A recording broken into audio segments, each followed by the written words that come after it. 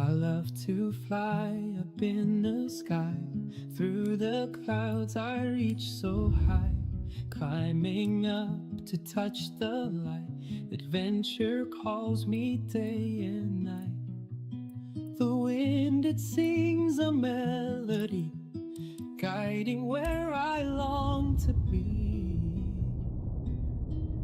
I'll spread my wings and chase the sun. No limits when the dream's begun. The world below fades out of sight as I soar into the light.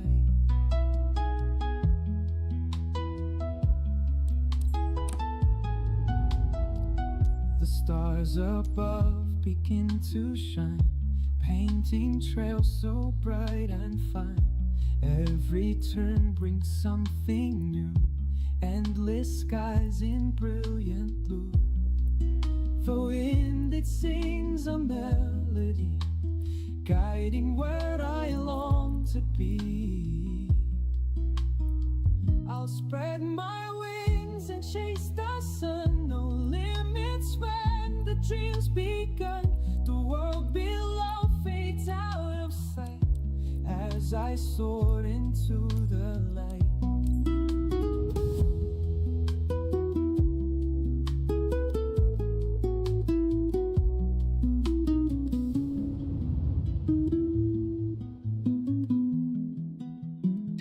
I'll spread my wings and chase the sun. No limits when the Beyond job's ATC begun. connected. The world below fades out of sight as I soar into the light.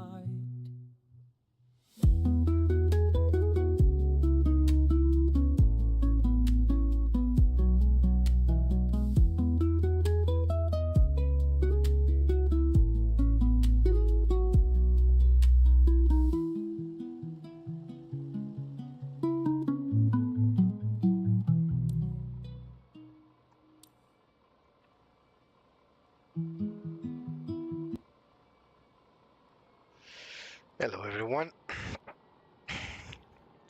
Thank you all for coming.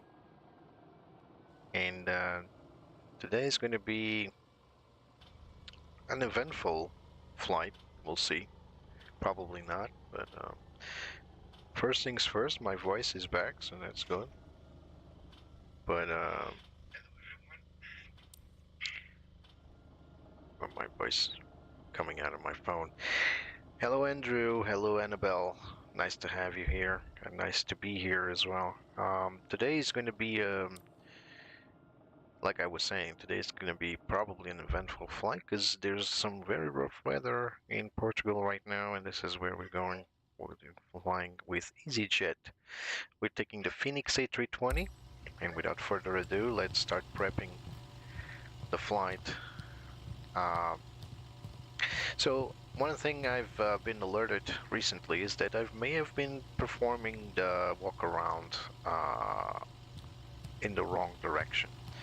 I mean, I've been performing it correctly starting from the nose, but then apparently we need to do things a little different. So I will perform a walk around correctly as best as I can, but please remember that none of this is per procedure.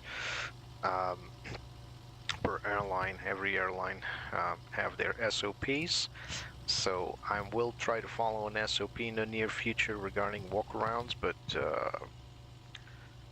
yeah, don't take this as gospel or something like that. Alright, so the first things first, we visualize the lamps, see if there's any damaged lamps, any broken lamps. This is the runway turnoff, and this is the taxi lights, and the main lights will be under the wing. We'll take a look at them. Checking the tires, see if there's any scratches, any marks, any signs of wear and tear. Coming back here, take a good look at the pitot tubes, these sensors here, as well as the pilot and co-pilot angle of attack vanes, one on one side, one on the other side. That one right there. And we also take a good look at the static ports, see if they're not obstructed, see if this is not open. That will blow really hot air, so be careful. Coming up here, check the wing lights, one there and the other on the other side. So the flow should be coming from the nose aft. So we're now going to move aft. And the idea is that we walk around the plane looking for marks, for scratches, previous hard landings, maybe tail strikes. We take a good look at these sensors here, make sure that they're undamaged, unscratched. And this is the fuel drain vent, as you can see. So the flow should be coming back down here and then going in on the inside. Check the main landing gear.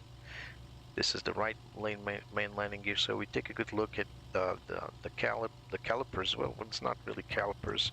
It's these actuators here. See if there's any one damaged. There's also a pin that kind of moves in when it's being worn off, but it's not modeled here. Also check the tires, see if there's any scratches, any issues with the rubber. Take a good look at the engine, see if there's any debris or any damage to both the inside of the cowl, the cowl, or as well as these deflectors for the reverses on the CFM engines. Coming up front, make sure that there's no dents around the nacelles. Also make sure that the blades are intact, there's no damage to them. Thank you, Annabelle. Thank you so much. Really appreciate. Coming back here, we could take a look at the slats. We should also take a good look up top to see if there's any damage to the vertical antennas. Coming back here to see if we can see the little cross inside. This one does not have one, but rest assured this isn't modeled per se. So this is where you should see a cross inside. That's the like a small device that will break or deform if there's overpressure on the main tanks and main fuel tanks. Of course, this isn't modeled. This is just us being nitpicky. So we come back here, we walk around, see if there's any damage to the flap slats, see if there's any missing static ports, and we come back down here and we do the same on the other side. Again, the order at which this is performed is not accurate because, like I said, I'm studying the SOPs and I realize I'm not doing this correctly, but I need to read it fully. Oh my god, this tug is inside my aircraft. This is bad. And I wonder why this happened. This is probably a scenery tug. Looks like it. You know, if you have, and look at that, it's even blocking my entrance. If you guys develop sceneries, come on guys. Don't put tugs inside the entry points of the aircraft, right? So, might as well, look at that. If I picked any other gate, I would probably have the same issues. Look at the amount of equipment we have on these gates. Anyway, let's ignore that. It's not important. I have the collision turned off, so might as well carry on with can I pass? I can't even climb the stairs. Look at that. I really appreciate that GSX had these little models. Unfortunately, you cannot interact with these stairs, but it's really cool. It's a small engine, electrical engine that will feed this staircase. Goes all the way up. Yeah, so in the future I promise I will make some better walkarounds, but today this is what we can do.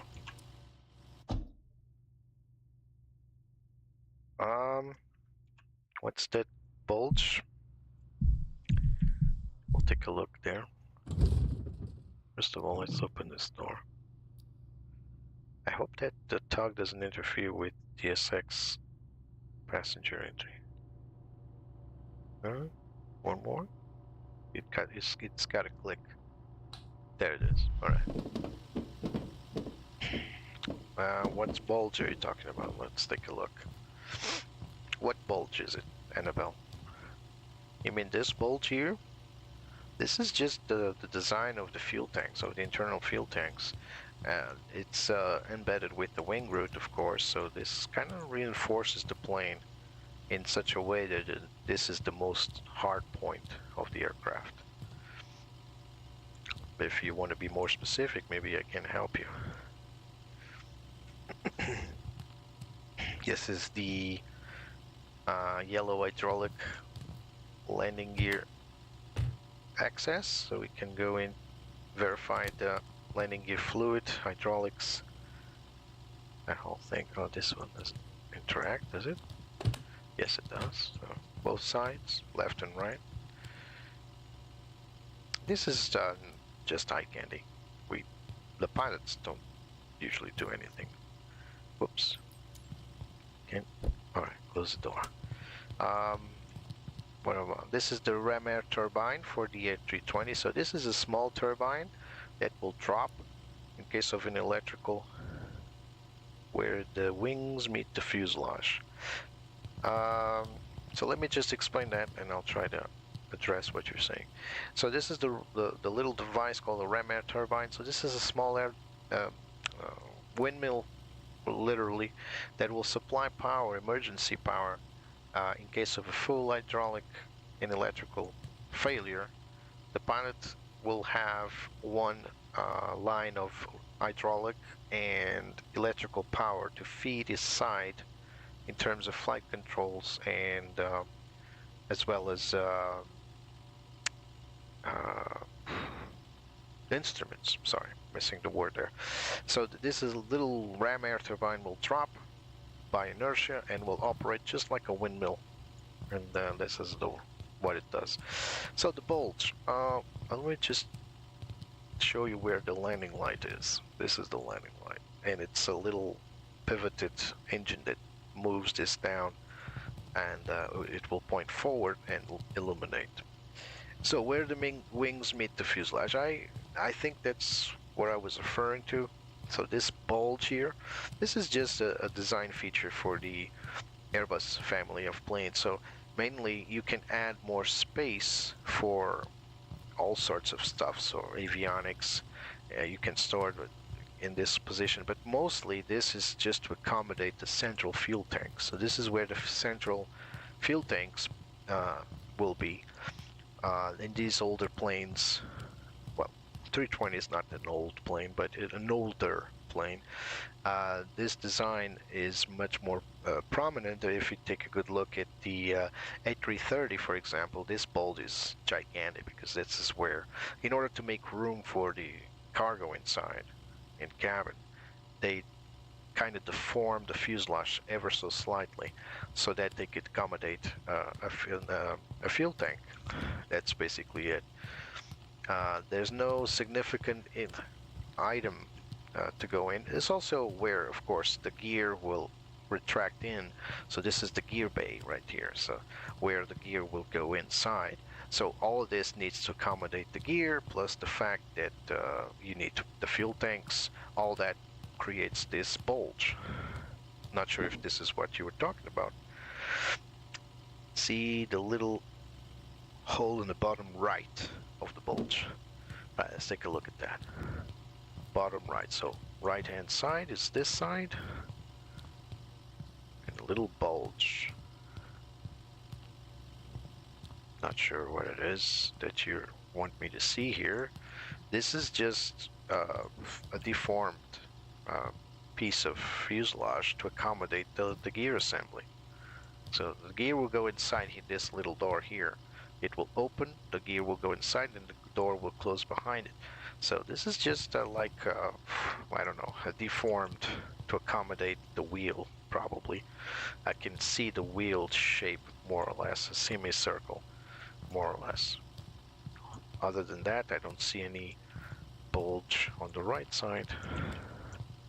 This is, of course, and probably related to the air compression.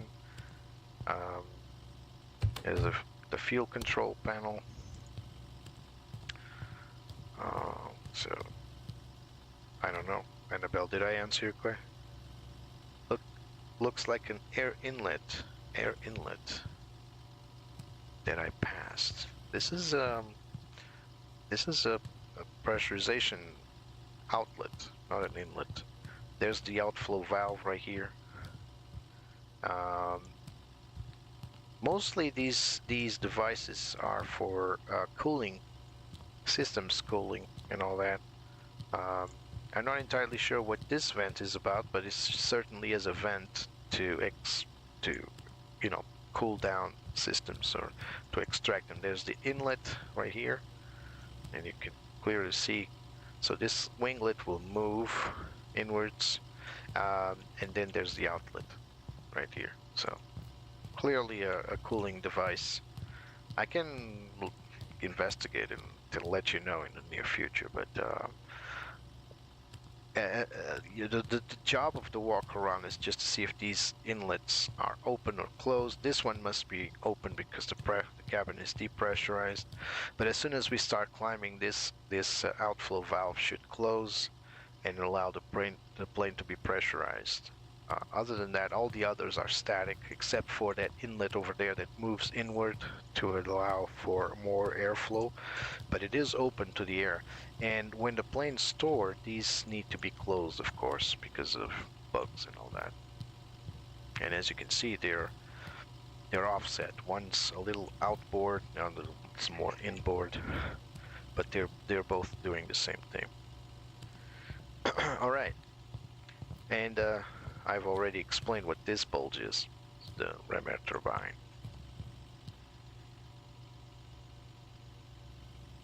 Yeah, it's part of the pressurization system for sure, and also allows for cooling, and those outlets will allow for hot air to be extracted. All right, let's go back in. And let's start our stuff. So today we have our beautiful, hello, co-pilot, Betsy. So cockpit preparation, parking brake is on, right there. We got flaps are up, as well as spoilers retracted and disarmed. We got weather radar is off, middle position, predictive wind shear to off as well. Engine masters 1 and 2 are off. Engine master mode selectors suit normal. We got thrust levers set on idle. Gear is down, the lever, and both three gears are down, and the wipers are off. All right, let's start the aircraft. Battery 1, battery 2. Gonna get oxygen supply, ground operations, and external power on. Engine. Little engine sound is for the cooling systems that will start to cool down all the avionics. Let's go here and import our Simbrief flight plan. And we are 26 minutes to exit. Still a lot of time. So we're going to start loading the airplane via GSX and boarding only, instant fueling. Done. So see the fuel, instant fuel will cause this vibration.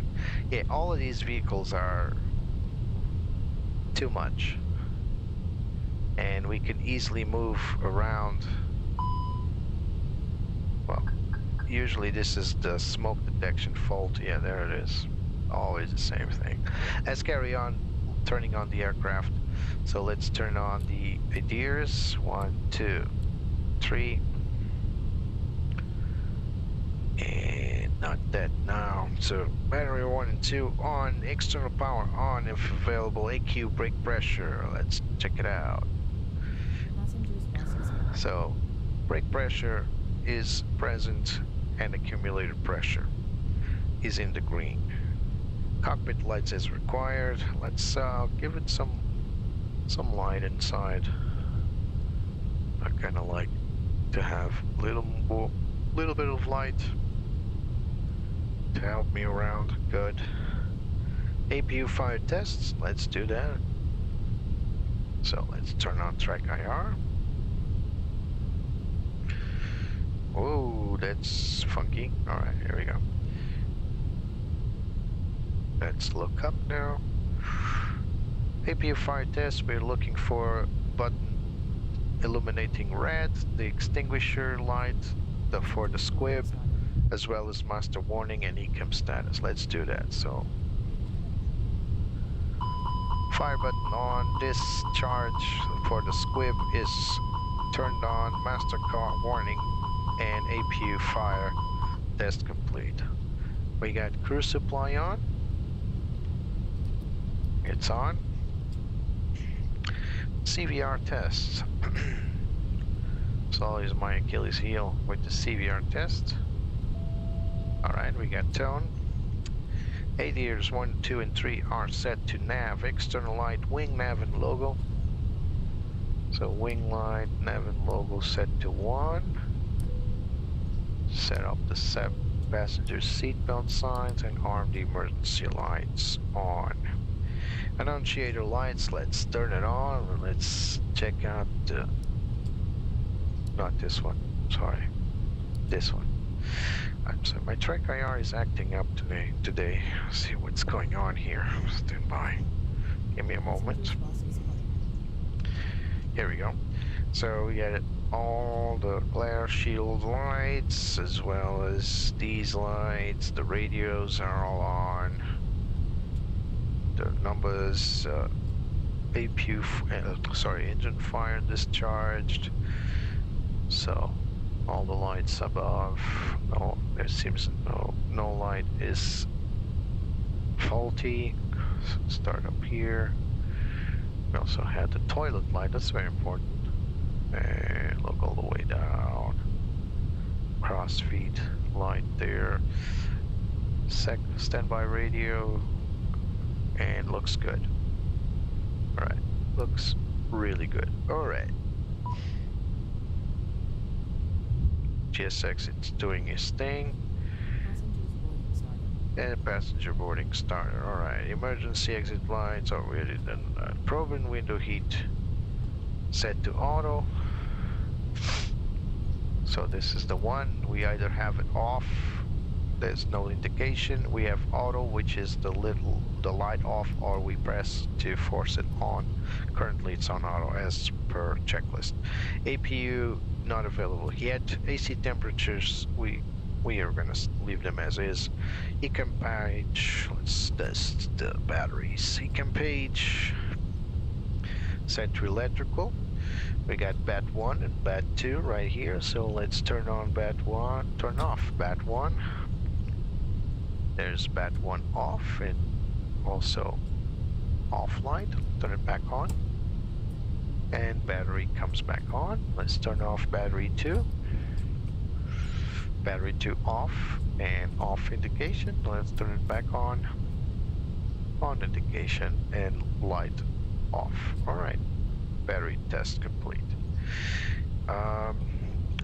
Fuel pumps to off so that we can perform the fire tests on both engines. So let's start with engine number 1.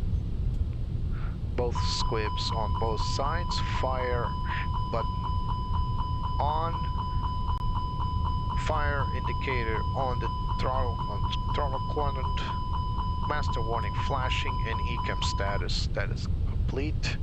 Start test number 2. Both squibs.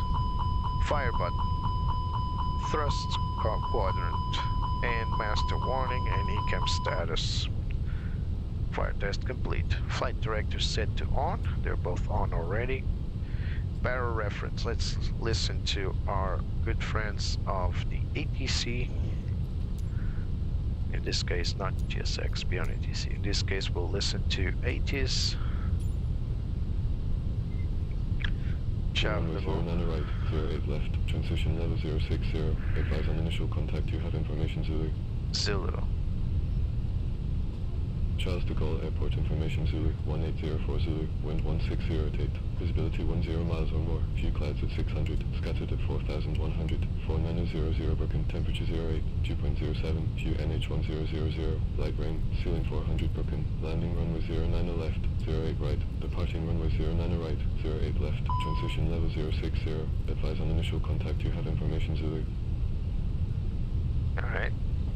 Charles de Gaulle Airport. Stern in ground because we'll use CPDLC. Let's go into the FMGC. We're still primary. Navigation still loading.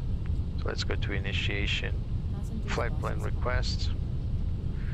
And let's go here and request our pilot brief. So we got Charles de Gaulle to Lisbon.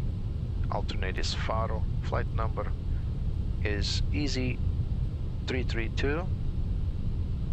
Yep, Easy332. So EZY332 set. We're gonna have a cost index of 40, and our cruise will be flight level 350 initial. Alright, 350. Done. Alright. So let's go here to our AOT menu. And let's get flight initiation. Initiation data request.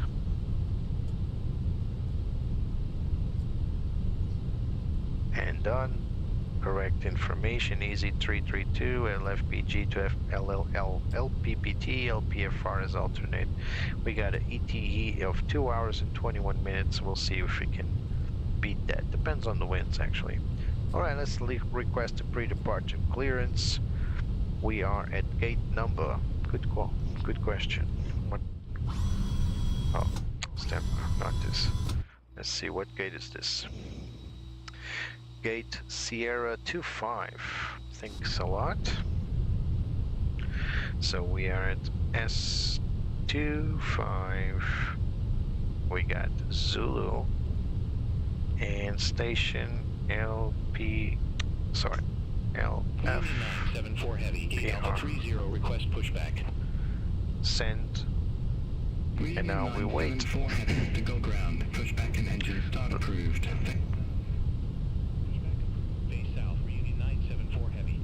A little bit too loud. So we're waiting for the reply.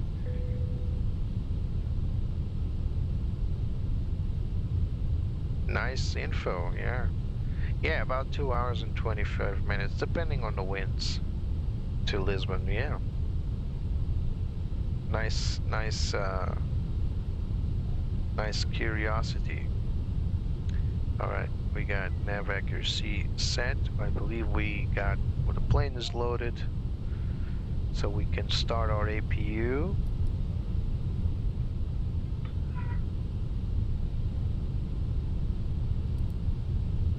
APU started. So apparently the CPDLC didn't work. At least we didn't get a reply. So let's try again.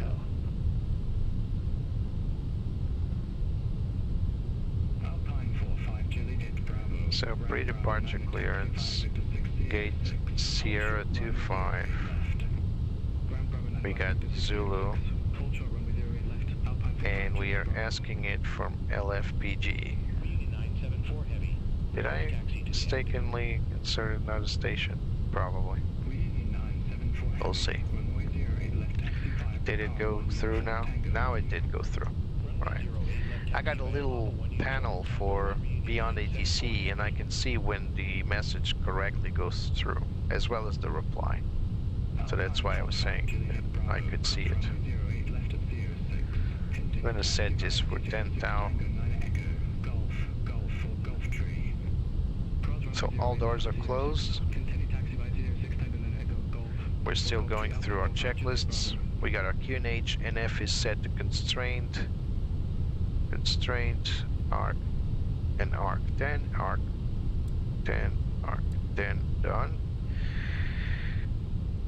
FCU as required, radios has been set up, MCDU data, we're just waiting for the clearance.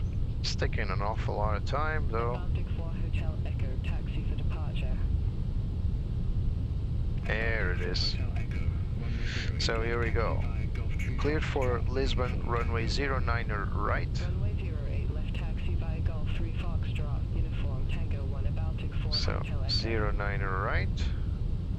And oh, alright, sorry.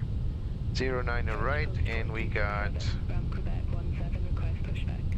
LGL6G to follow. LGL6G, done, insert, and we got Zulu. So we'll comply and send. Squad 3552. 3552, done. Alright, do we have APU already? I think we do. Let's bleed it in. Alright, we're good to go on this side. So MCDU setup has been performed, RadNav setup, so we're just gonna turn on our VORs on both sides. IFR clearance has been received, IRS align has been completed, flight plan reviewed, so alright, we can close this one, and we got clearance confirmed, close it.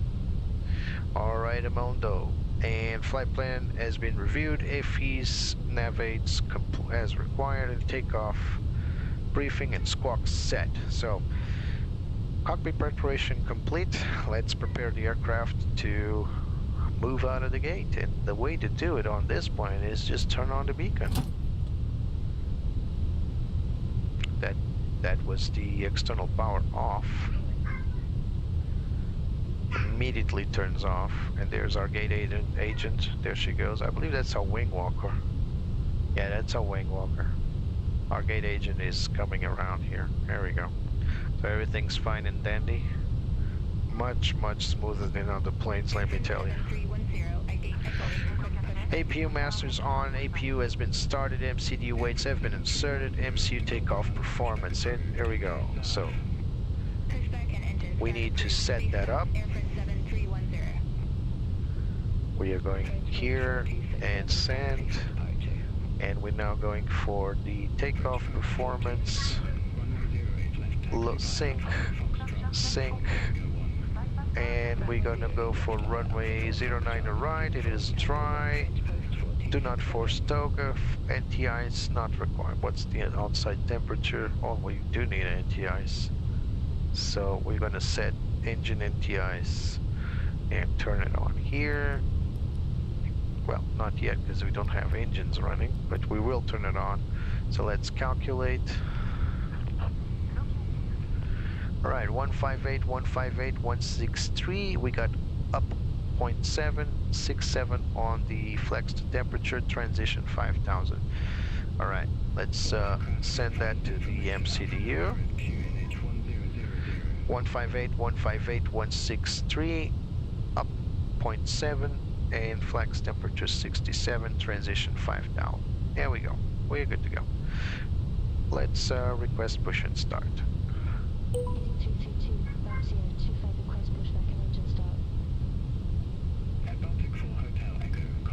So V-speeds inserted, APU bleed, external power off, seatbelt signs are on, and air conditioning as required. Pre-start checklist complete.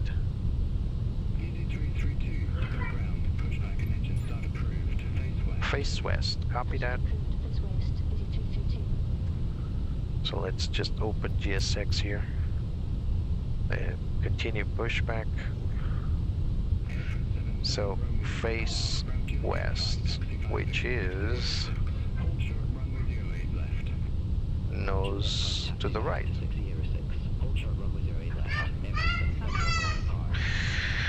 Parking brake released.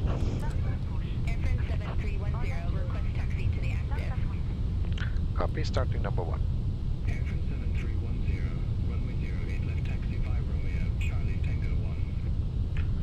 walker needs to walk within these vehicles. Poor design, really. Airhop 1064 at ramp Easyjet 2 request pushback. We can also turn on our TCAS to auto. Airhop 1064, go ground, hold position for traffic. I'll call you back. Hold position, Airhop 1064. One starting up. There it goes.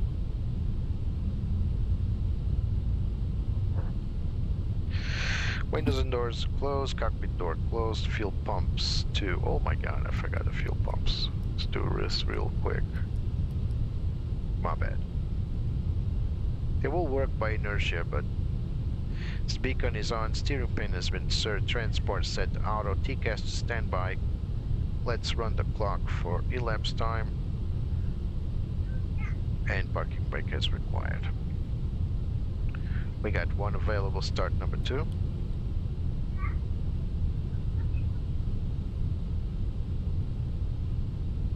We had the hydraulic PTU warning there. It's perfectly fine. It just means the PTU is equalizing hydraulic power over systems. Whoa! What the heck is going on there? 115 heavy, to go ground. Those are the Back to the Future DeLoreans flying there.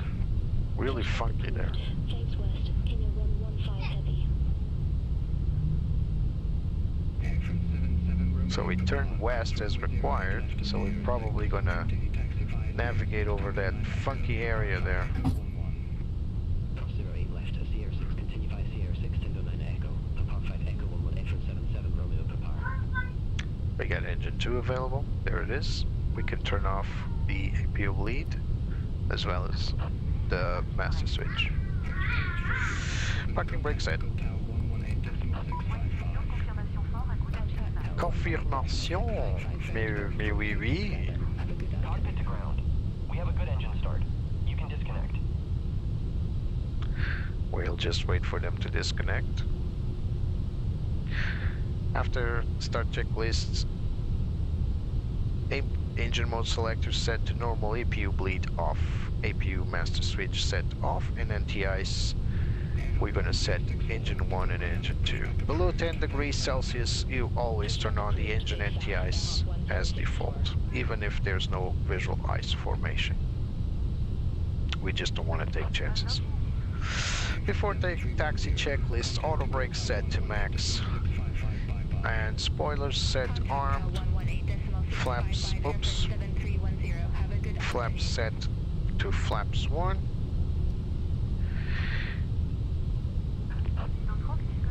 Flight controls check, so we're gonna check our flight controls here.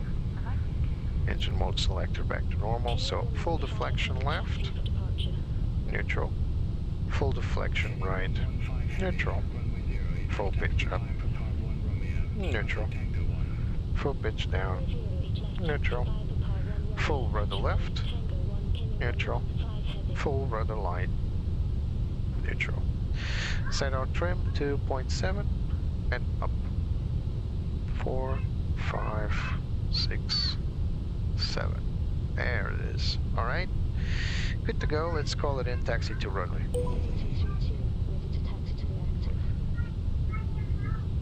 Easy 332, runway 09 right, taxi via Alpha, Mike Bravo, Delta 1. Alpha Bravo. Alpha Mike Bravo Delta 1. 1064, request taxi. Airhop 1064, runway 08 left, taxi via Echo 10 Golf, Tango, So Charlie Tango 1. probably up front. Echo 10 Golf, Tango, November, Charlie Tango 1, Airhop 1064. Yep. So we're going forward to Alpha, and then Mike. Where's Mike?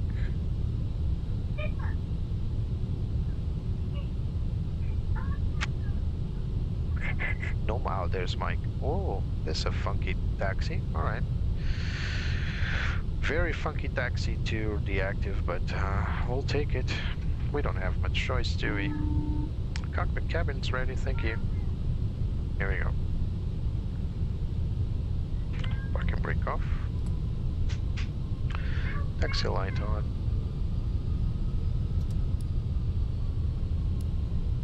Nice. So we're gonna go all the way forward and walk around this roundabout here, and then turn left towards the active. Is it left or right? Yeah, it's left. So we'll turn left somewhere over here to Mike. Funky descent over where is it, the floating cars are. A little too fast because we're going downstream. There it goes up.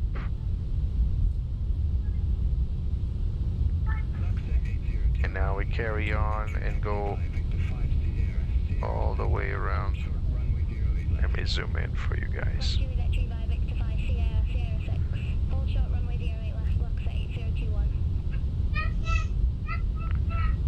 Alright, that's as much as I can zoom in. Let's carry on through Sierra. Sorry, this is Alpha.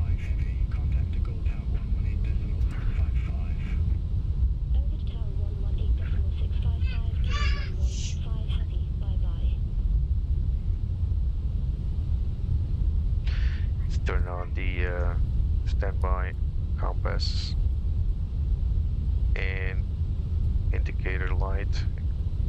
This is our little ice detector there. I've already explained in a previous video, but if anyone wants to know, that device there allows us to understand if there's ice formation, and if there is, it will become iced up or filled with ice. This is our turn here. Yep, right there, our turn. So let's go. So this is currently taking us to 09 right as briefed. A little too fast on the taxi speed.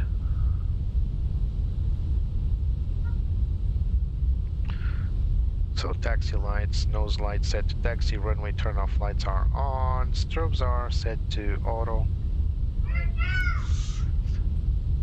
They're not going to be turned on the ground anyway. Parking brake off and takeoff check config, so everything checks out. So we just press this button here. No blue. Carry on forth. And over here, we'll take the right-hand turn. Still a bit too fast on the taxi speed. I'm not adding any power, so this is just windmilling effect. Well, not idle effect, I mean. It's a airplane landing there. So here's hoping we can actually land in Lisbon, because weather is getting rougher as I look at the METARs. So now we go fully forward all the way through Sierra and then turn on Mike. On Bravo, I mean. No, sorry, we are on Mike now. Yeah, this is Bravo. Alright, and then we'll turn on Delta 1. There it is. Alright. So this is Bravo right now, and we'll turn on Delta 1.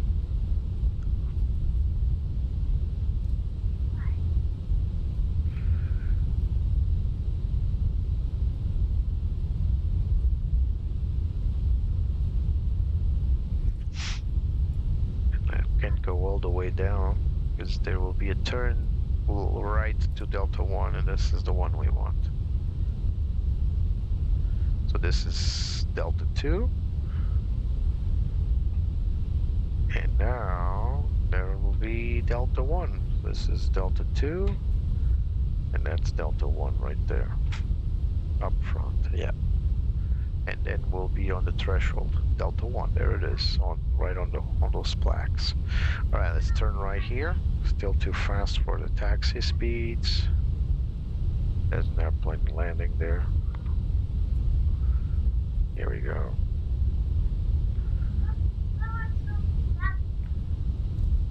Let's carry on to the holding point until they tell us to go to the tower, which they are telling me right now. Alright. Let's hold on the visual holding point, which is where these yellow lights are blinking. This is the Cat 2 holding point, that's the Cat 1 or visual holding point. There it is, Cat 1.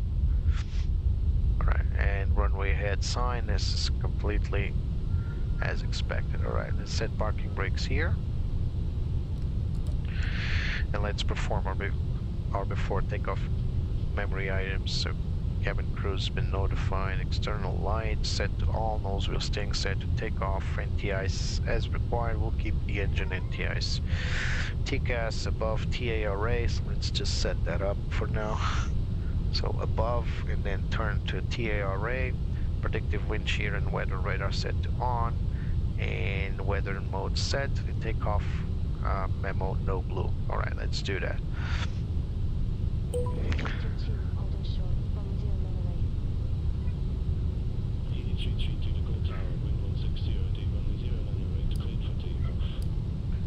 Right. Notify the cabin. There we go.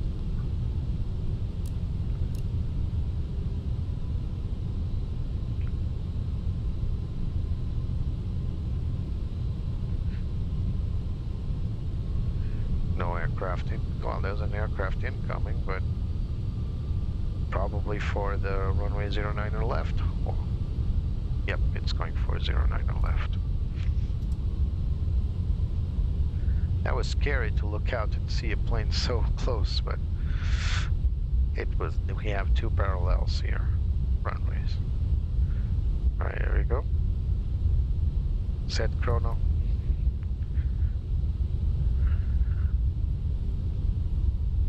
Rolling takeoff here. No need to wait. 50%. Flex set 67. SRS runway. 80 knots.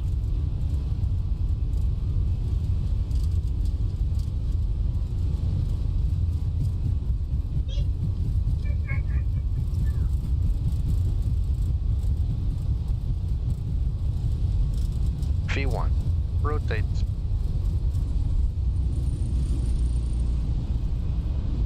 Positive rate gear up.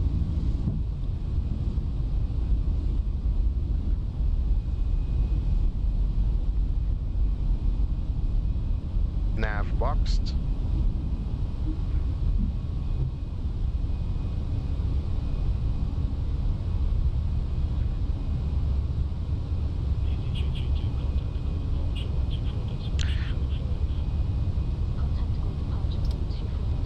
Lever climb. Climb armed. Climb active. Speed check flaps up.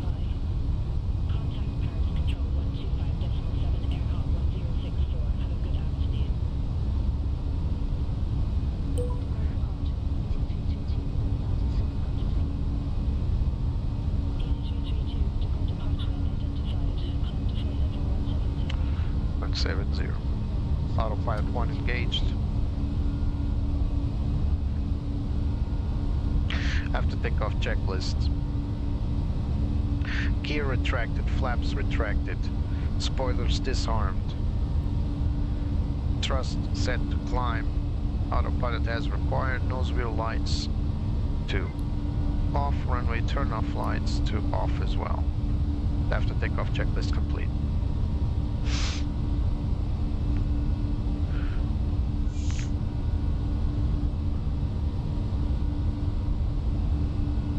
When I have a right-hand turn, a left-hand turn, let's go back here to our charts for departure.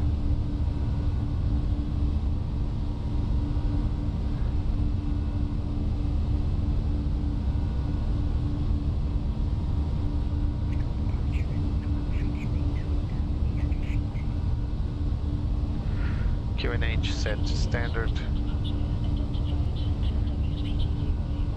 And cross-check.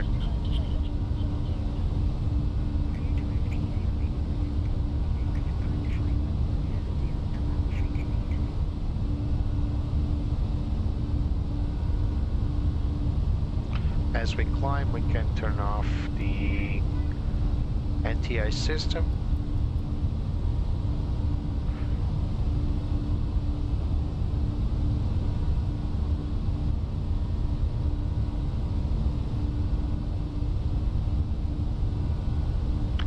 The idea is we don't want ice be forming up until the runway, up until the takeoff stage, but as we climb we also don't want the anti-ice to move large chunks of ice into the engine, so it's no longer a requirement as we climb and cruise.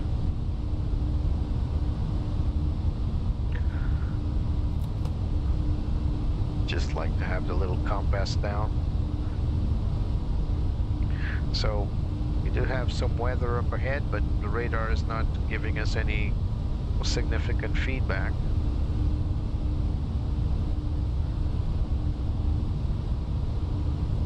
So climb checklist, better reference set standard above transition. Anti-ice as required, it is not. FIS as required, it is not. Weather radar is active. Climb checklist above the line complete. Passing 10,000 feet. External lights off. So now we go below the line. The climb checklist, landing lights off, wing lights.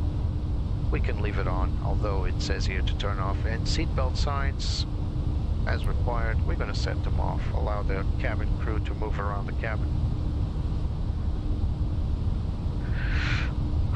We're just going to need a no smoke. We got a company message. We'll take a look at that in a moment. We're just trying to follow the procedures here. So we're following the SID, Standard Instrument Departure, out of Charles de Gaulle. So we're taking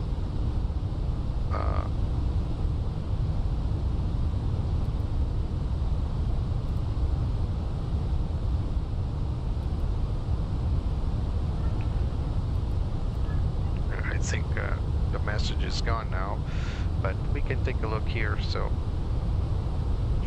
at our history. Actually, no, it deletes the lines after a moment. All right, but we are following the correct SID, so no worries.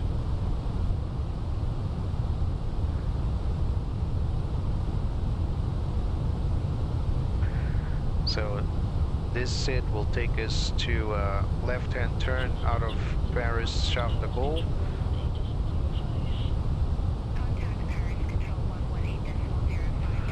Some weather, but not that bad.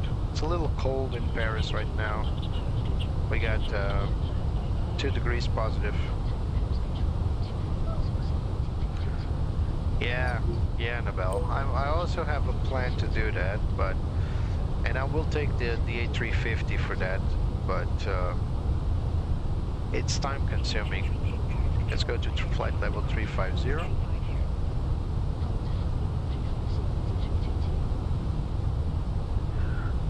So the planning is fun because you get to plan all the way where you will go, and it's not really feasible for live streaming to have like long flights, so I will probably make a nice flight to the right. So I will fly out of Lisbon, fly all the way through Europe, then go down to Asia, probably India, then China, or anywhere closer than that. And we're going into the soup, I think.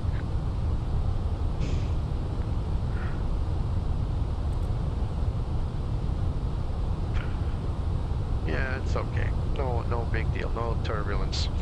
And after that, I'll probably go down through like New Zealand, and then cross to the biggest issue is crossing to the other side. So instead of going down to New Zealand, I'll probably just go up through Russia and cross through Alaska, which sounds a little bit hard because there aren't many airfields up there to accommodate the A350. So we'll see.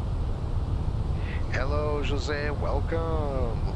My good friend Jose from Airport Wings. If you guys like plane spotting, should visit my friend's channel.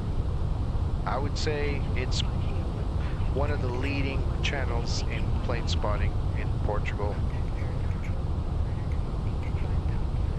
Yeah, well, Annabelle, and then I intend, if I go through Alaska, then it's crossing the United States down south, and then go through Nuuk in Greenland, and go through the Scandinavian countries, and probably descend and well, it depends, because as I pass through the Scandinavian countries, I might overshoot Lisbon meridian. So maybe I'll get out of Nuuk directly to Iceland, and then Iceland south towards Portugal, and finish my flight. That's probably what I'll do. But this demands a lot of planning, a lot of persistence as well, and I cannot make very long legs because it will be bad for streaming, as you may realize.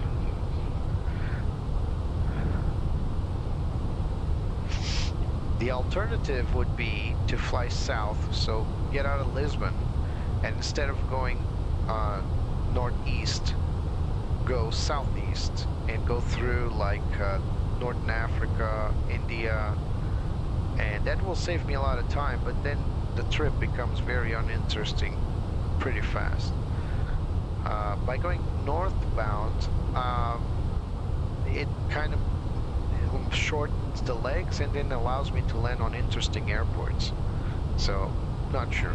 Again, back in the day, a few years ago, I wanted to do that with the 777, and I was just about to do it, but I just lacked the courage because it's a long flight. Then I decided, all right, now I got the 350. It's a much better plane. I'll probably take the 350. And it has a very high performance. I can fly at flight level 420 or something, much higher than I would with, not much higher, but a bit higher than I would do with the 777. But, and maybe I'll do it. Maybe one day I'll do it. Oh, I forgot the company message down here. Stand by. Probably the load sheets, nothing serious.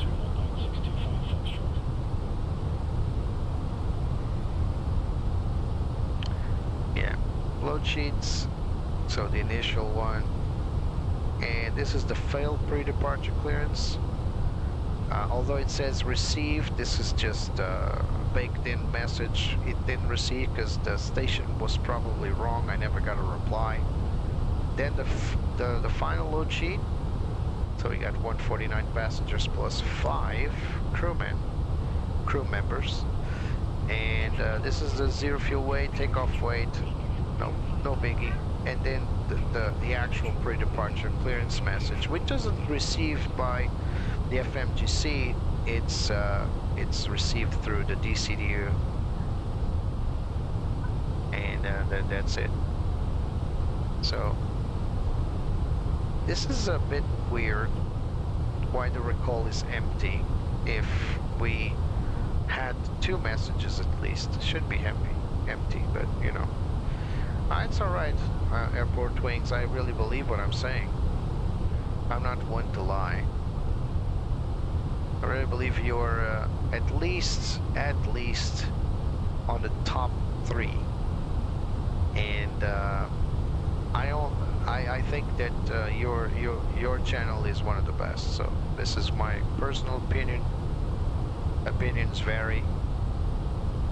I know that there are people with higher views, but that doesn't mean the channel is any good. It just means it has more views. It's been longer around.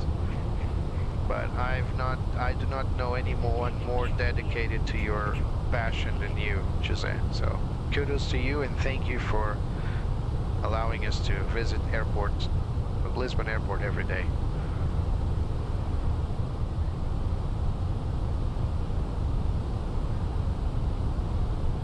Yeah, Alaska seems a good entry point, doesn't it? Going all the way northeastern Russia, and then through Alaska. The alternative would be to go cross Pacific to Hawaii. Hawaii. And that's a very long trip. No problem. Airport wings. No problem. That's a very long trip, don't you agree, Annabelle, to go through the Pacific?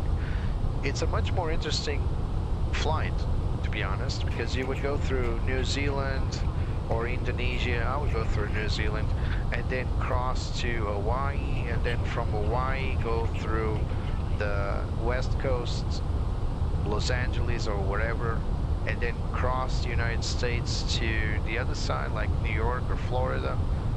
That would be a much interesting flight. But going through Alaska, I think I would go through Canada, and then from Canada to Nuuk, Greenland, and then go to Iceland. So I would never cross the United States if I'm coming through Alaska. Just to shorten the flights. It doesn't mean I don't want to. I've got nothing against the United States. What I mean is that for range and duration, it's a better choice to go through Canada, cross Canada, and then from Canada to Nuuk. So not even crossing the US. Well, we do cross the US via Alaska, but you know what I mean. And the 350 is a perfect plane for that. In real life, of course, because it's very comfortable, but in sim as well, because it has all those automations. Let me turn off track IR here for a moment. It has all the automations, and it's a really fancy plane to fly. Andrew, no banana break today for you. Let's take a good look here at our VTAR for Lisbon, because I'm really concerned of the weather over there. So we'll see. So Paris is behind us, and we got limited IFR. All right, so this is the let's read the METAR. So Lisbon Airport for 1830 Zulu. It's about 30 minutes ago, and we got wind 210 at 18 knots. So not good, not bad, but 18 knots is already quite a hefty wind. And there's no indication of wind shear or anything, but it could be a wind shear there. So we have RADZ. This means rain drizzle, so it's slight rain. We got BR, which stands for broom or mist. Not even fog, it's just mist, which is like a wet fog if you want. We got few clouds at 100 feet. Look at that. And broken at 300 feet, so that's why we have mist. So the clouds are really, really low. We got temperature 14, dew point 14. So the dew point is as close to the temperature means there's rain, all right? So if you see dew point 14, but then the temperature is 20, for example, that just it's all right. It's not raining probably. But if the dew point is close to the temperature, it means it's raining or it's very wet. QNH 1017 and RERA means recurring rain showers. So rain comes and goes. So that's how you interpret this METAR. Not good, not bad. But yeah, I was expecting a lot worse. So I don't know, we still have a few moments to go there, so we still have some time for the weather to turn rough. We're just climbing for our flight level 350. This is supposed to be a step climb operation, so we will need to climb to different altitudes. Actually, it's not input here. So let's just prepare our descent to Lisbon right now. Whoa, what did I do?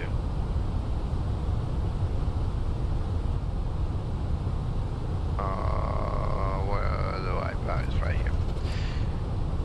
By looking into our flight plan, and we're expecting on routing, we're expecting ZMAX 3 Bravo for runway 20. So let's input that. And ILS 20 via ZMAX 2 Bravo. Let's see. Is it 2 Bravo or 3 Bravo? 3 Bravo. My bad. Alright.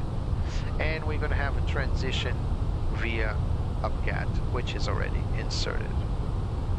Alright, so temporary insert.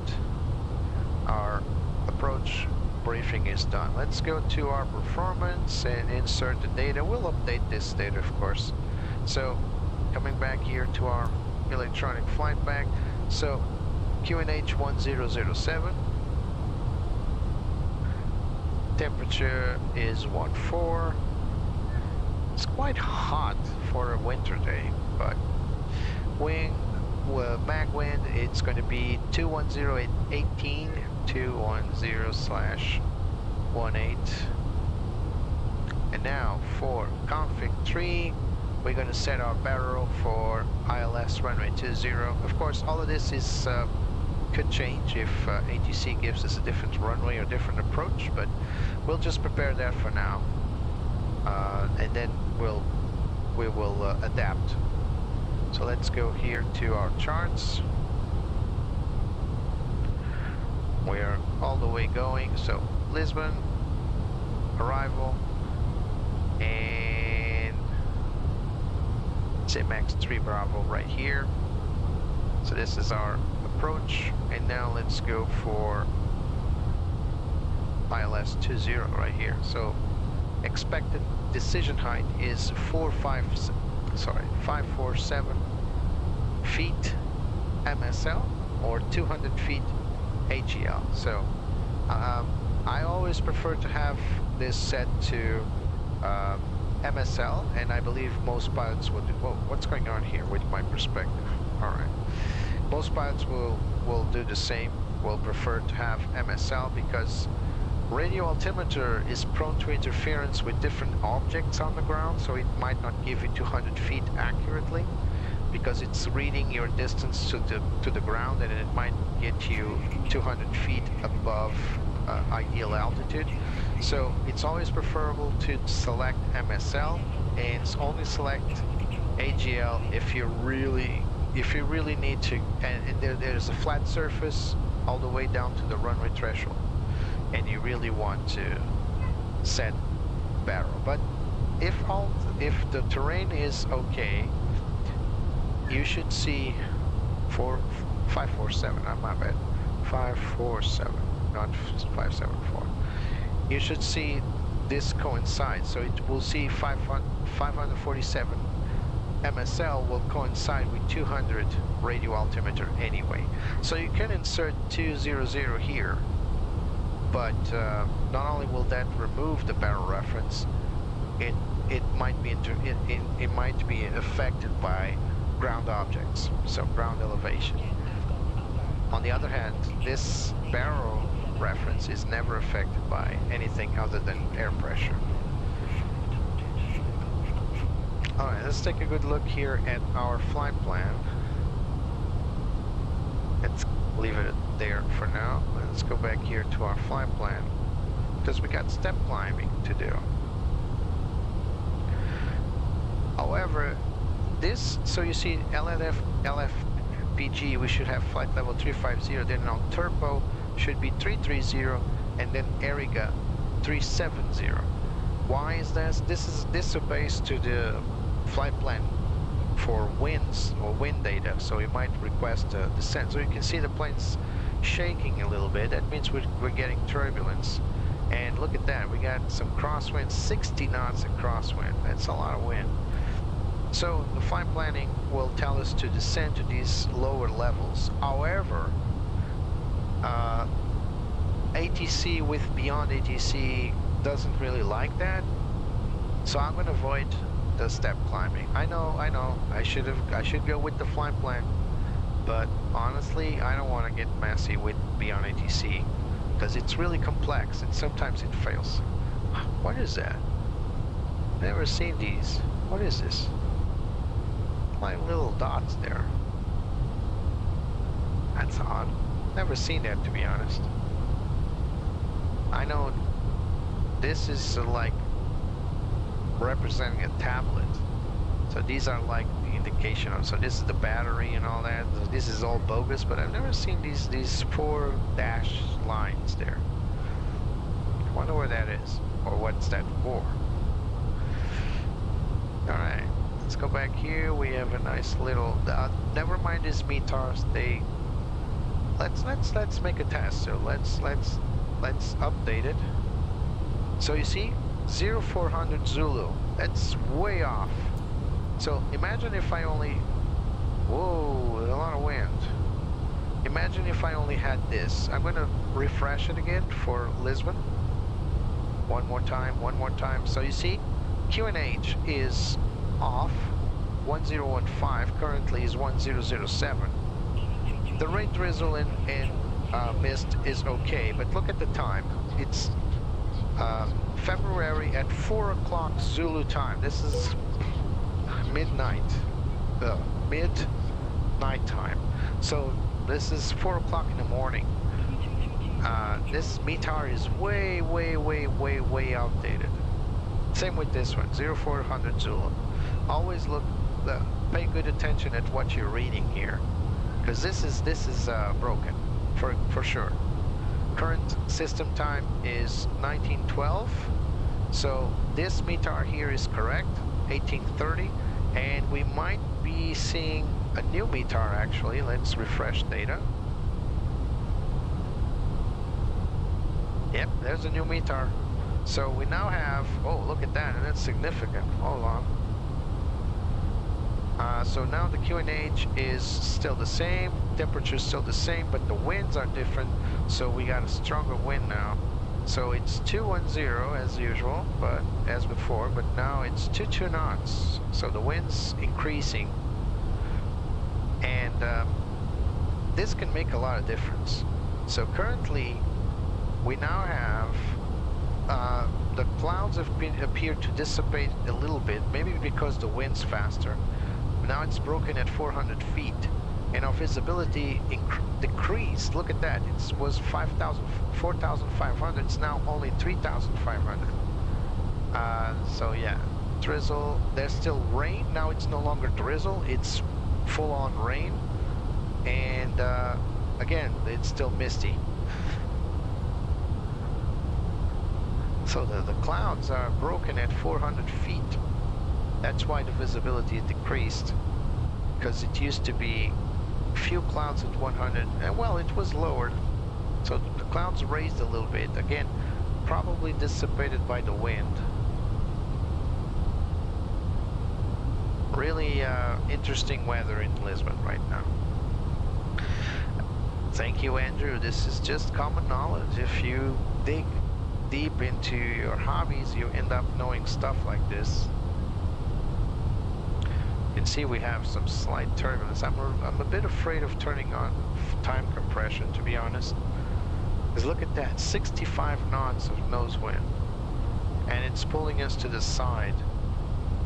There's a new company message, probably no ADC required, but let's entertain the idea that they might be really calling us for some important reason.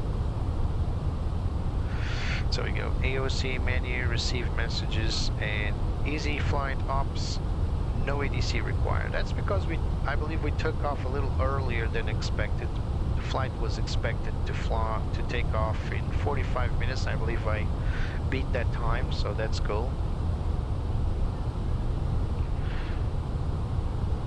I'm going to risk it to accelerating time, but again, I'm not really comfortable with that. Oh, on this plane we need to do it via the FMC. MCDU, maintenance, and set 2 times, 4 times. Alright, you can always have your little finger right there on the sim rate reset, because we don't want to have bad surprises. This plane has a tendency to float up and down quite a bit when time accelerated, so now you know.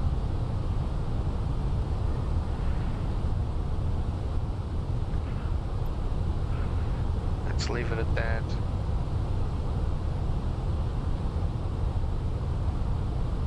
So now look at that. Whoa, 77, 78 knots. Look at that. That's quite the weather, and I think it will just get worse as we go into the Gulf of Biscaya, because that's where major storm formation is at. Maybe I could show you. Maybe the FMC. Wait, Microsoft's electronic flight back can show it. Let's see. Does it show weather? There's no weather layer. Let's see. Do I get weather layer? That's radar and METAR. No, just radar. All right. Let's see. Does it show radar info? We're going for breast control. No weather. Yeah. When it doesn't work, it doesn't work. What about this? Can we see winds? Nothing? No. Oh, my bad. But yeah, over here on the Gulf of Biscaya, this is where the winds converged a lot, and so we might get some rougher winds as we go through it. We'll see. Whoops, whoops, whoops. Look at that. My pilot logbook is so 88 hours? No, I have a lot more than that. I've noticed that if you just exit Flight Simulator after you finish the flight, it doesn't register. Whoa, stand by, stand by, stand by. Oh my God, see what I mean? Reset, calm down, get back to it. Yeah, time compression on the Fenix is pretty much the only thing I'm really scared it won't work. Good thing we noticed it. Oops, my bad. It's my mouse moving around. Alright, it's back on. Let's just go 2 times for now. 2 times speed. Let's not take many chances here. So we have been 48 minutes since off the gate and 38 minutes in flight. As we time accelerate, of course, we will no longer be synced with real time, but that's a minor problem, I would say.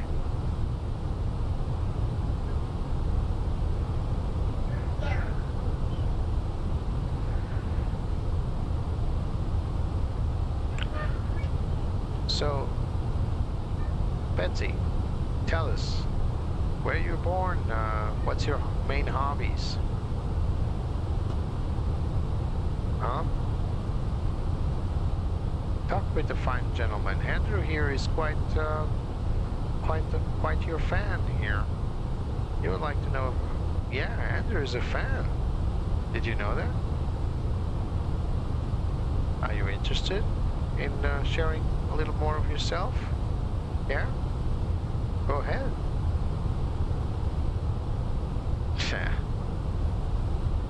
Women. And the worst kind of women, with the digital women. Well, let's go back to the cab and see if the passengers are a bit more nice, a bit nicer, a bit more nice. Oh my God! And no passengers because GSX constantly fails to deliver. So this is yet another example. Wow! Look! Listen to the sound. Wow. So yeah, GSX is pretty much one of the buggiest programs, add-ons, whatever you want to call it. It sometimes works, sometimes doesn't work, and most of the time you kind of take second guesses if it's your problem. But there's nothing you can really do with GSX. So here we go. Nice feature looking at the facilities here at the galley. We don't have any access to the toilets. We can't really control anything at this cabin. We should be able to control these lights, for example, but I guess Phoenix has much more important things to do than just model these eye candy stuff. I respect that. So maybe in the future, after they finish with the Neo, they can add these small items like cabin light control and all that, jump seat. But currently the only thing you can actually interact is with the doors. Of course you can't do that while airborne, but when on the ground you can actually operate the doors. Really cool feature. Even arming them, you can actually just flip this to arm and disarm, which was really cool. Other than that, nothing really works. It's just a cabin. It's empty because GSX should have drawn the seated passengers, but once more it failed to do so. So let's just go back to the cockpit because there's nothing really to see here. Whoa. And yeah, can I close this door please now?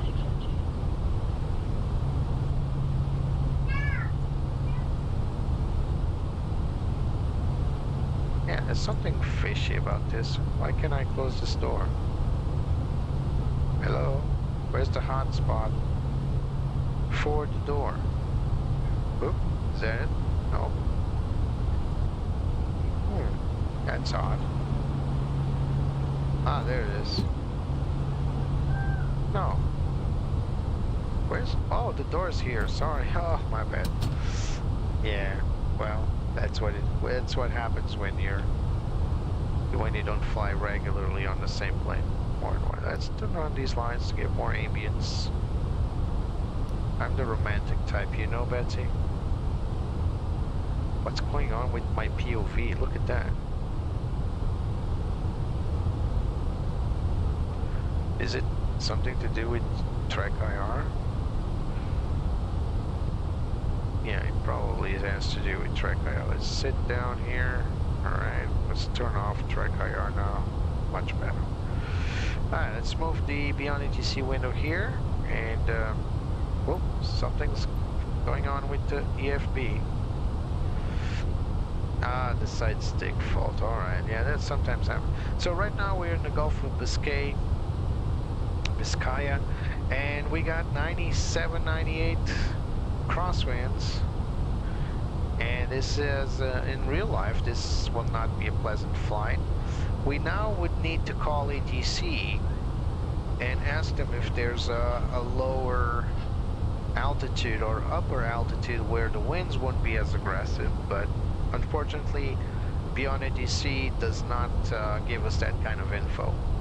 And looking into the charts, we don't really get to see much info either. So you might go in here to your charts and we go through the weather system. So let's view, the weather, and now populate, search. And if you go down here, no, sorry, my bad. If you go down here, there it is.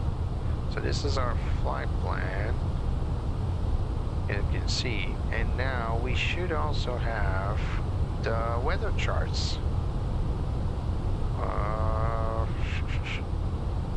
Don't see what there is, but if you print it, you get the weather chart. Is this it? Flight maps?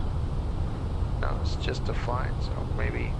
Ah, there it is. So these are the weather charts. So you can see that we are crossing what appears to be a low depression. And look at that. Look at the winds. These are called the wind farps. Unfortunately, I can't really zoom in for you guys. But the wind farps are so freaking high at this point here in the Gulf of Biscaya. I believe the stronger winds are over here. This was a snapshot taken before takeoff from Paris. So things are really getting worse with some rough temperatures and rough weather. And yeah, unfortunately this is completely useless because you can't really zoom in.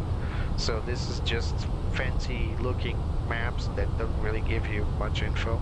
But if you print this, and there's the ability to print it, you can really see the wind farps, and they will have each farp represents speeds in knots. and you can see it at altitude. So I don't know which altitude this is, but this is probably one altitude, two second altitude. Sorry, let's see, there should be three. Yeah, there it is. So there should be three wind data for different altitudes. So this is one altitude, another altitude. You can barely see here. So it's flight level 2 something 0, flight level 3, and flight level whatever. I can't really read that.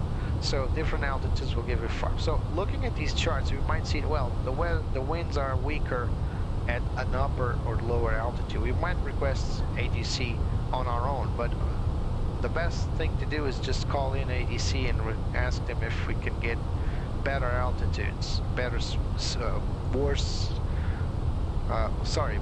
wind speeds at upper or lower altitudes. That's where I'm at. And unfortunately, beyond ADC cannot really do that for now, at least for now. So let's keep our data here available, although we already checked this METAR here. So that's ETP, that's the equal time point, 100 knots. You saw that? And it's gusting quite a bit. So 100 knots coming from heading 288. We're really inside cyclone type speeds. So quite fast winds at altitude. 99 seems to be around 100 knots. That's a lot. And it's really hard damaging our performance because it's coming off the nose to the right and it's really bringing us back in terms of speed. Even though our ground speed is 409 knots, the actual speed that we're going at, it's wind speed. It's not ground speed. So we should have like close to true airspeed, something like 450 ground speed, but we are losing about 50 knots because of this strong nose crosswind. Oh, there's an aircraft up front. It's above us, so it shouldn't be a problem, but still. So let's increase speed now for a moment. Always remember to have your little finger on the sim rate reset. I'm just doing this to shorten the flight and shorten the stream with it. Wind seems to be calming down. Oh, look at that. Yeah, we're going. Plane's Dutch roll, not Dutch rolling, pugoid, going up and down, performing a pugoid.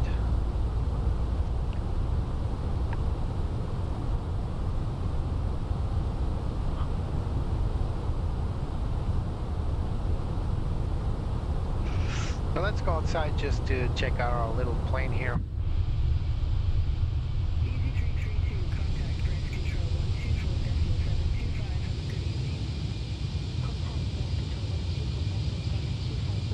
So a little bit of turbulence at this altitude.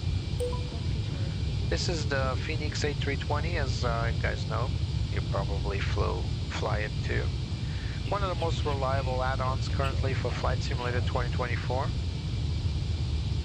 It's a very nice plane. Fenix did a good job optimizing it and optimizing its features as well as its systems. It's quite the realistic airplane to fly if you like study level aircraft. It lacks some items that you might want to have on your simulator, such as cabin interactions, but walk around features, all these little panels and gizmos you can interact with. Sound system sounds amazing. The flight dynamics, well, sometimes the managed descent tends to bring the plane a little shallow, but that's a problem with other planes like the FS Labs as well. FS Labs is, like I published today, I'm waiting for an update to get back to it. I refuse to go back to it before they get updated, because the plane is, it has a lot of missing features, a lot of bugs to it as well, and I prefer to wait. But when it comes to the Phoenix, it's like that little reliable plane you have on your hangar. If you want a challenge, you might pick an older plane, a bigger plane, or a recent released plane to spin around. But if you want something reliable to take you from A to B, you always go back to the Phoenix. They got the A320 as a standard package, or the 319/A321 extended. So you might just want the A320, which is this one. But if you wanted the 319 or the A321, all CEOs, so all classic engine options, you have two packages. So you buy the base package with 320 and the expansions with the 319 or 321, or you can buy them all with one single package. I fly this plane a lot. These CFM engines are quite reliable. If you ask me, would I prefer to fly the Neos? Yeah, because of the performance. They climb faster, they cruise faster. Some minor improvements also in terms of cockpit equipment. Nothing too fancy. And I will prefer to fly the Neos, but Phoenix has not released the Neos yet. They're planning to release the 320 and 321 Neos in the near future. We just don't know when.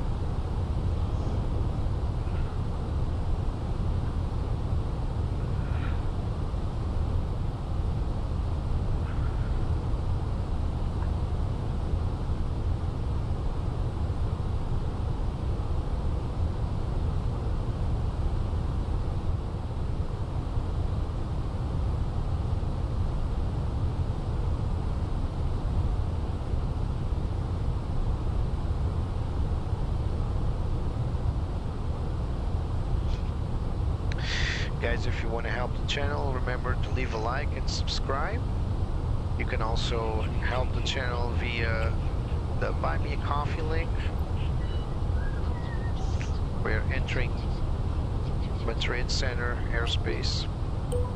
You can buy me a coffee with the QR code on your upper right screen, as well as the link contained in the chat, in the pins, as well as the video description below.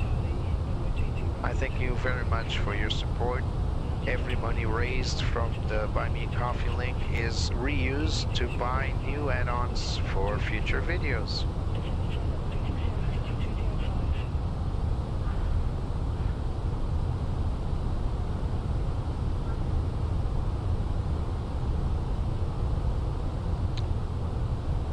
And we got some more turbulence going up.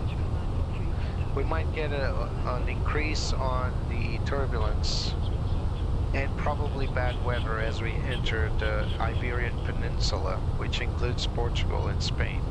So this is the Spanish part right here, and as we cross these, there are some, well, they're not mountains.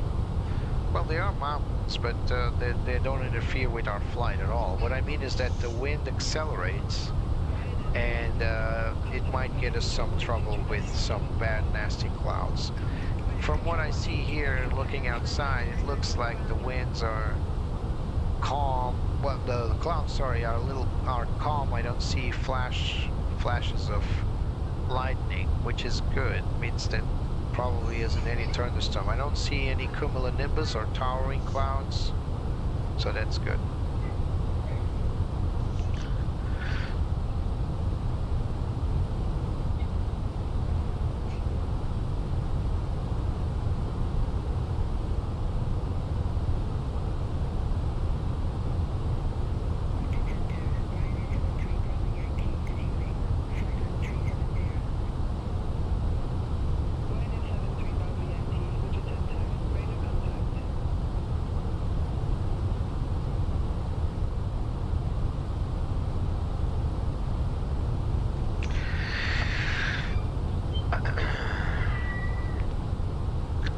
If you want to find a windy spot to fly to or from, I'm gonna show you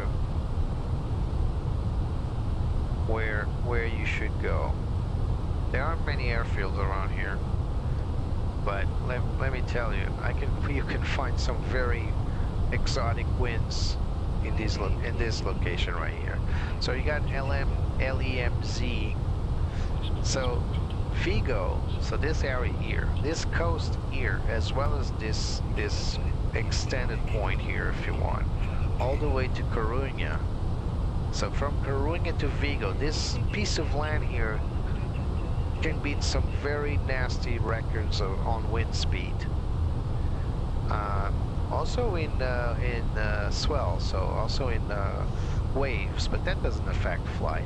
But if you want to find some extreme winds all the year round, this is the place to go. Why? Well, the coast of Portugal starts right here. It's also prone to some really nasty weather sometimes, but this point here, man, whoa, it kind of converges with the Gulf of Biscaya. So it converges this area here, which is called the Gulf of Biscaya, with the North Atlantic winds, and it converges right here. So the winds here can get really crazy all year round. Doesn't need to be on winter. I've not checked the winds today, but I'm almost sure the winds here are crazy today. Let me give a little look there. I'll tell you what winds they got there today. So I'm checking the weather. So let's see, winds. All right, so currently, oh, this is in kilometers. So we just passed, by the way, a strong windy area, but the winds currently, the major winds, so there's 67, 70, 80 kilometers per hour. The strong winds are just now arriving at the area. So the stronger winds in terms of weather are right here. So you can imagine that, and the winds are circling like this, all right? And you can imagine, it's a cyclone, so you can imagine how fast they will get once it reaches land. So they're coming this way. Once it reaches land, this point here will be devastated with wind. I guess people there are used to, but still, it's going to be a nasty weather.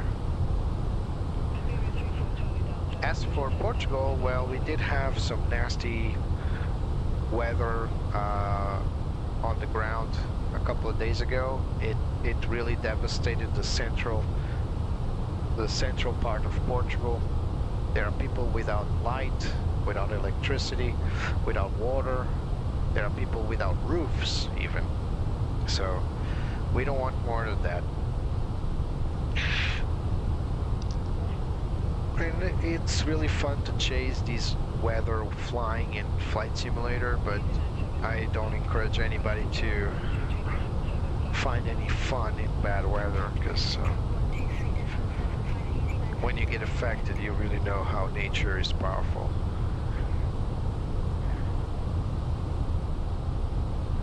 By the way, today was a full moon. Can we see it? Let's go outside. Can we see the full moon? There it is. That's a full moon for you guys. Right there. So yeah.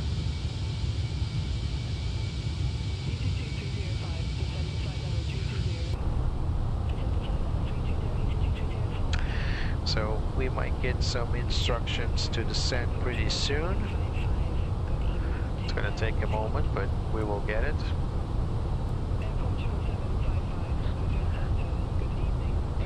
The flight today is based on a real-life flight from Paris to Lisbon. Easyjet performs this flight, I believe, twice a day.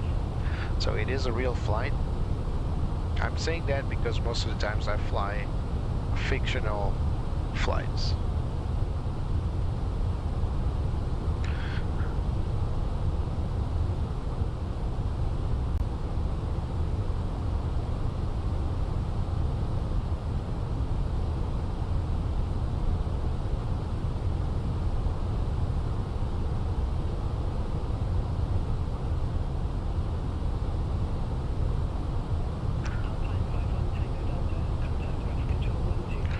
Let's increase here. Let's take a risk here, increasing to 4 times to get a little faster to our destination.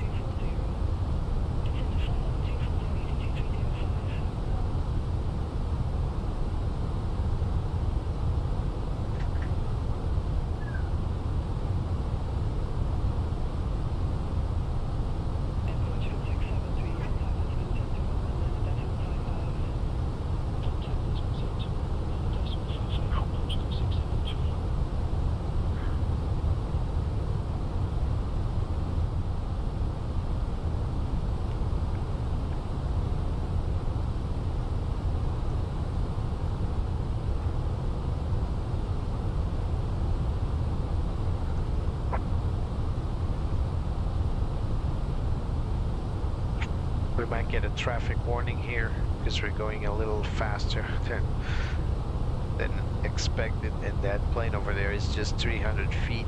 I don't know why it's 300 feet. It's probably using a weird QNH. I've noticed that AI traffic often is not on the same QNH as you are. They're often in a non-standard QNH, probably a local QNH flying in altitudes like these. That's not just unrealistic, that's also dangerous. So that would never happen in real life. There we go, we're passing just side to it. And it's going the other way, actually. That was way too close to where it should be. How far was that? So it was within our bubble. I'm not sure why TCAS didn't warn us, at least for traffic, but it wasn't in our flight path nor in our co-altitude. It was a little below and past to the side. But you see these dots here?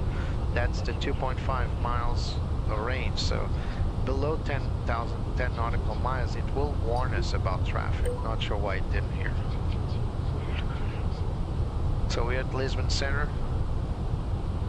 Let's slow down to normal speed. And let's open our arrival page here just to confirm what they'll give us. So Easyjet uses a couple of different call signs, so that other Easyjet here, I'll show you. So this Alpine 70 Lima Bravo, that's another Easyjet. It's called Alpine. That's for the Swiss side of Easyjet. So Easyjet is one single company, but it has different branches if you want. One of them operates from the UK and the other operates from Austria. Or Switzerland, sorry. And that one's called Alpine. The call sign is Alpine. And the one I'm flying right now is Easyjet. Or just Easy.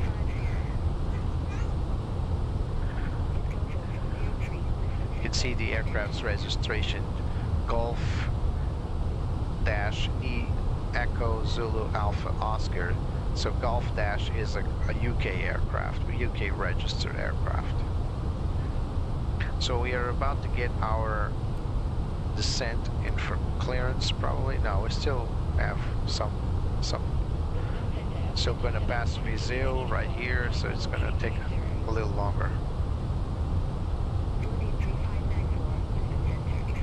Let's go back to filter traffic so that we only get written our own instructions.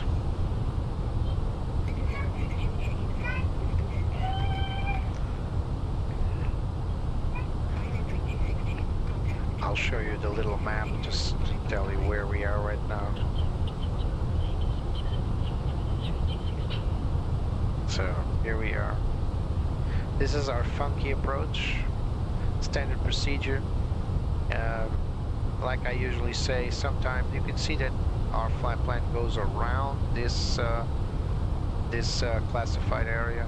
So what this does is really just put the planes on a waiting corridor, and at any given point ATC just can tell you to fly straight to probably Upgat, which is the last SID waypoint.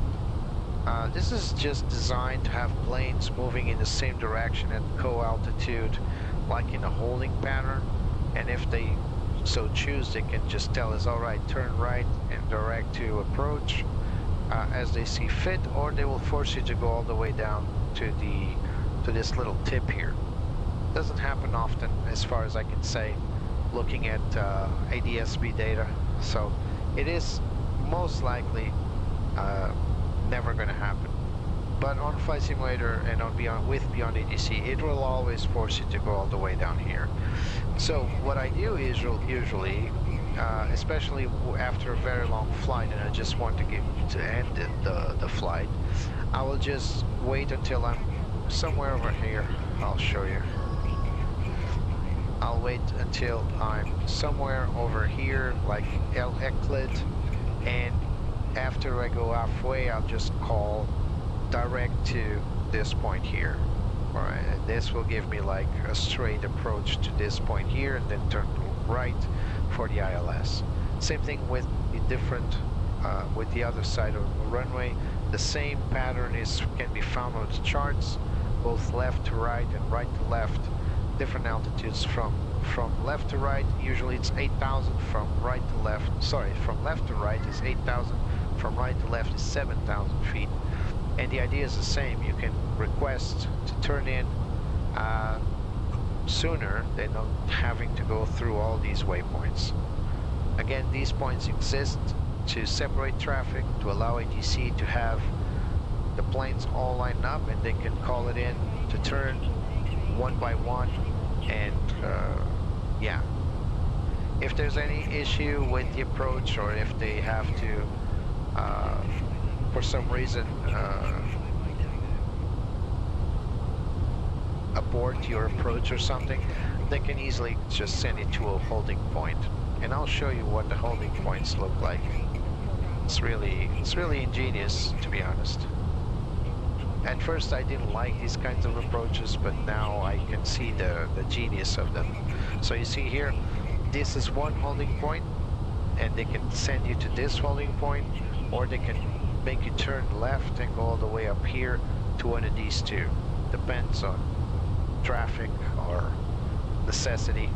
Or they can just have you go around to radar vectors, go around and restart the corridor. So this is the one we'll be taking out of Zamax, and you can see that on a normal approach without these kinds of restrictions, I can just fly straight into the airport. But given that we have this holding point, you can see here how many restrictions we have. This is to maintain all aircraft at the same altitude, same speeds, and separate them, actually. And air traffic control can actually tell you to decelerate. For example, if you're at flight level 080 at 220 knots, they might tell you reduce speed to 180 knots, and this way you'll separate yourself from the airplane ahead of you. Or the other way around, they might tell you to accelerate and the other plane behind you to decelerate, so that way you can separate yourself from the aircraft behind. It depends. There are limits to this, and ATC is the best source of information on that regard. So it's better if you follow your flight plan thoroughly, but if ATC tells you to turn left or turn right or climb or descend, you just obey to them. They'll know better, or we hope they know better.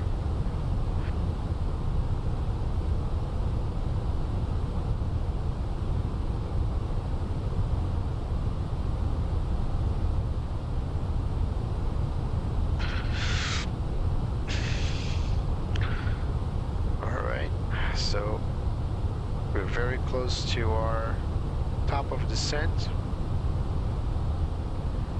I'm going to reduce our range here so you can see that we're about, I don't know, maybe 50 miles from our top of descent. So I'm going to prepare the plane to descend right now. So Let's go back to our weather data and let's refresh to see if there's any new info.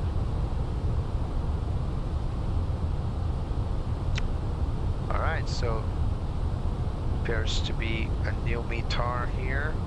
Let's check it out. That's Faro, that's not Lisbon. There it is. So Lisbon, no, same information. 22 knots, wind 200. Did I insert 200? I was under the impression it was a different.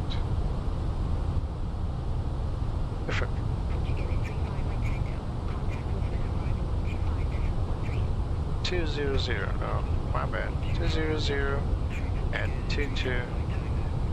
That's the correct wind. And 2,500 rain, mist, broken 300, and temperature 14. We got our bearer decision height to set to 547 feet. That will correspond to 200 AGL. So we're now going to prep the flight here to warn us on landing flaps 3.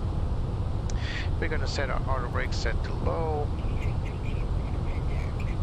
Alright, here we go. We got our clearance. We got SAMAC 3 Bravo runway 20. Let's accept that. That's the exact approach we had previously. So got approach briefing completed. Betsy doesn't care. Nav 8 reviewed. Anti-ice. We do not have ice expected in Lisbon, so let's not turn it on. We set FE's ND set to constraint, set seatbelt signs as required. Let's call the people back to their seats, and let's go ready for descent. Descent checklist above the line complete.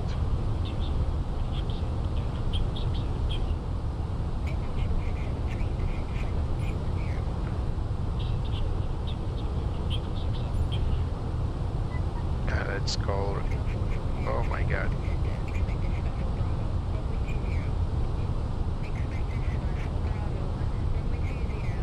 So SF4 Bravo is a different approach, but the same principle, just on the opposite side. Come on, let me speak, guys. Alright. Oh my god. Let me speak, gentlemen.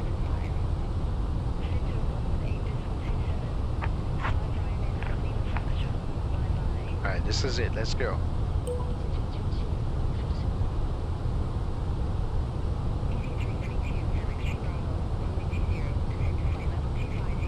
Let's go for 250. So let's set to manage descent. I said set to manage descent.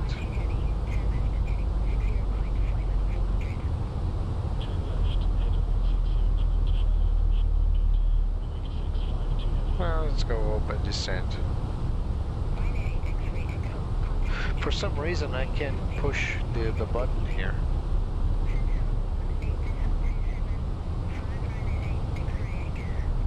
Ah, there it is, finally. So manage descent. We could go open descent. Let's add more drag and deploy the slats. The spoilers, I mean.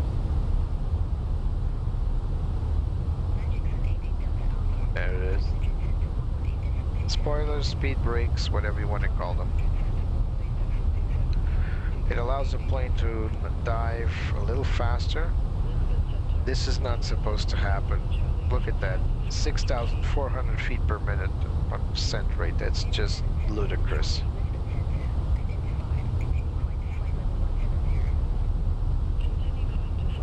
But still, the plane really needs to descend a little bit faster than usual. We still got some strong wind, 61 knots coming from the right side.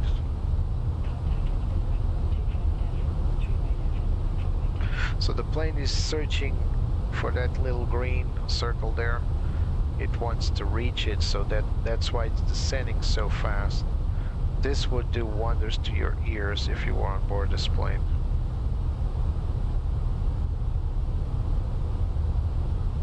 And of course, as it goes down, it accelerates, and this is a little too aggressive. This is my opinion. I don't think the plane would do that in real life. Once we get to the managed descent speed or descent rate, we can recover our speed brakes. Or just retract them.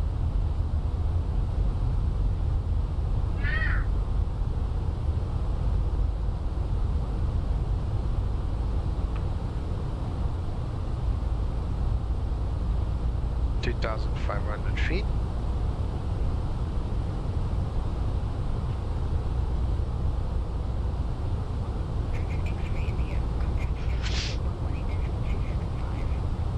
Did I see a flash?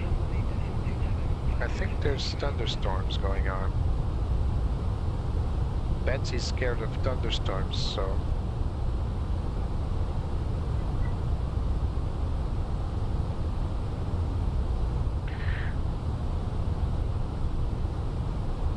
Sorry about that.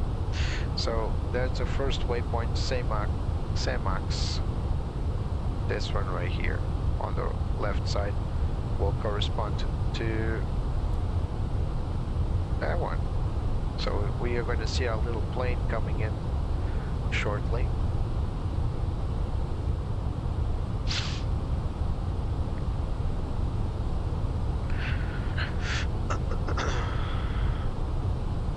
So guys, if you're enjoying this, don't forget to like, subscribe, and share with your friends.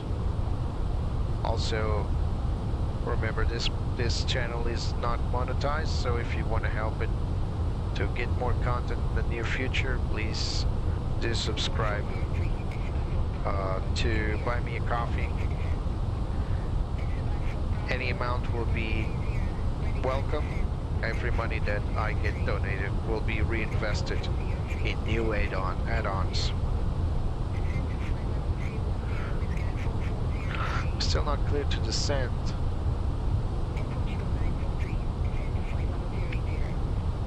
We're at flight level 250, just not clear to descend any further below.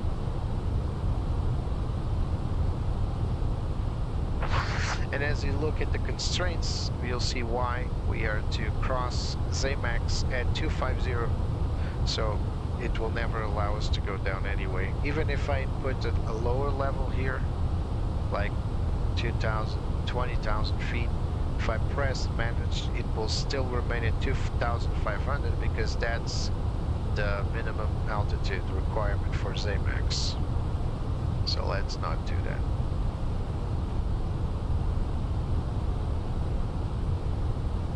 And of course we got 280 knots, that's what it's going to get reduced in a moment as plane needs to fly to the constraints.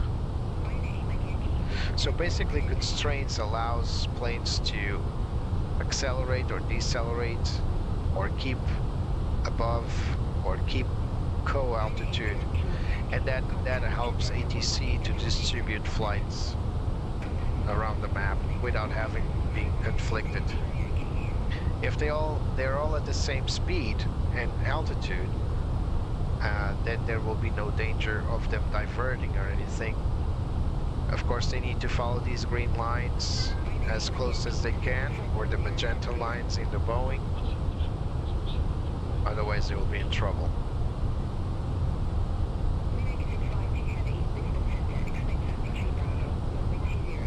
So you can see this little magenta ball here. That's a speed constraint, so the plane as it hits will decelerate to 280 knots as the constraint indicates. It's currently keeping 312 or something airspeed. You can also manually decelerate, of course, but we're keeping on managed speed, managed heading, and as well as currently it's a holding temp altitude. But if we were to press the button inside and reduce it, it will go managed descent. Airbus has more than one mode for descent. You just pick the one that you want, and of course obeying the company's SOPs. You can also fly FBA, which is vertical flight profile. But flying the profile will not allow you to fly altitudes, so you will probably overshoot altitudes flying the profile. So it's better to fly with heading track for now and then hit FPA if you really want to fly with performance. So now we're crossing Zamax and our little plane is already there. You can see it there, that little Dorito.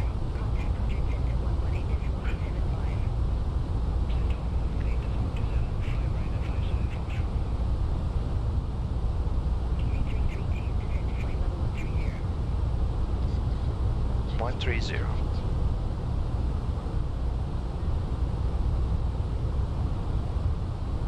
So we're going managed again.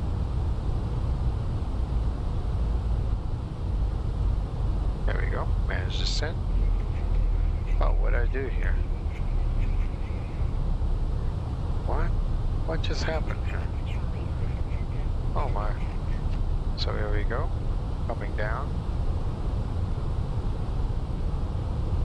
So we are descending now to flight level 130. And as you can see, we have two brackets, one here and another there.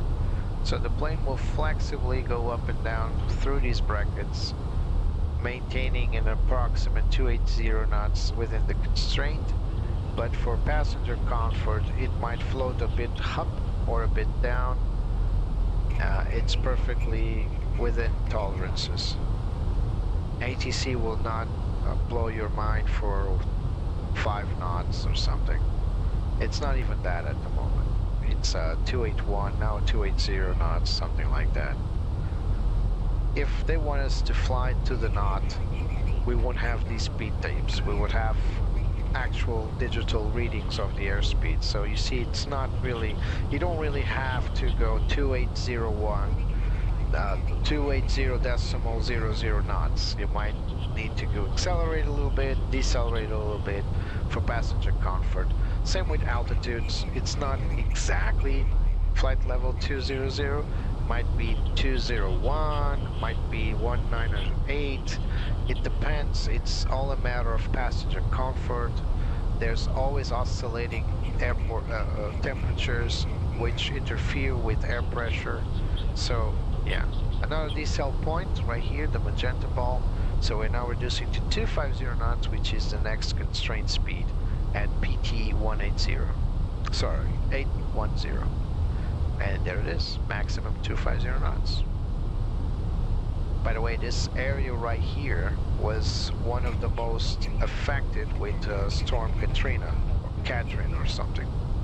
So this is the area right here, this area where I'm circling right here, that had the most affected winds and damages.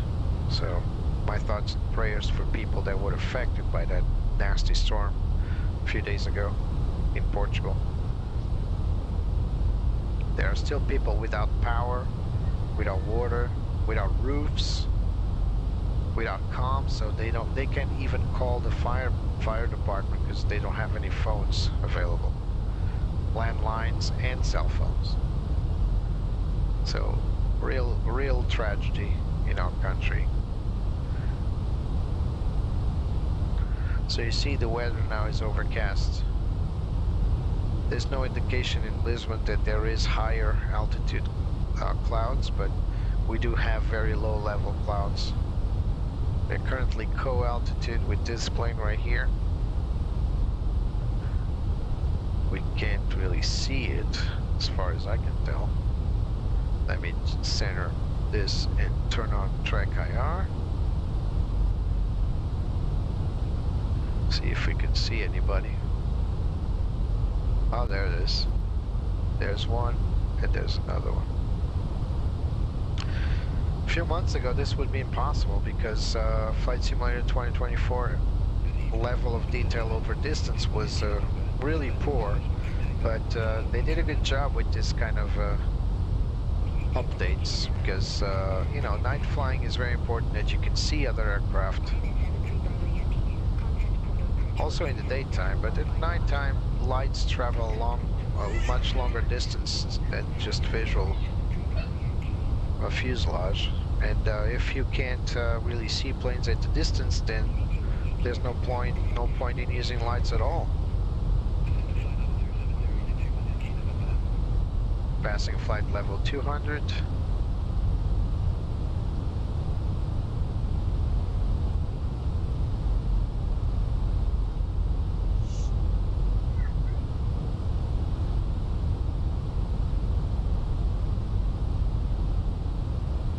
Let's go outside for a moment.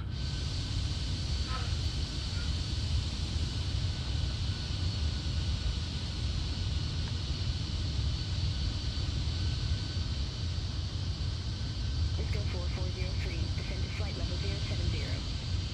Descend to flight level 070, Disco 4403. Easy 2 on Yankee November, contact port approach 127.155. Contact port approach 127.155, easy 2 on Yankee November.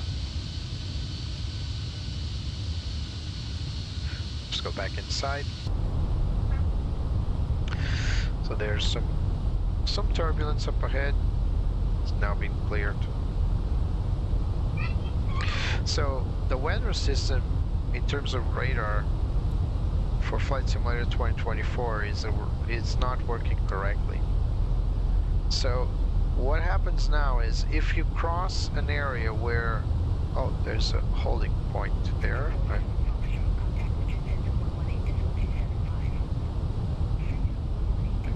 Let me clear that holding there.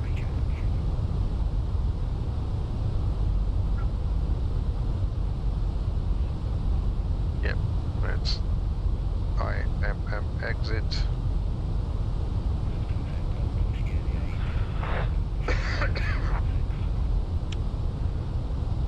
Exit.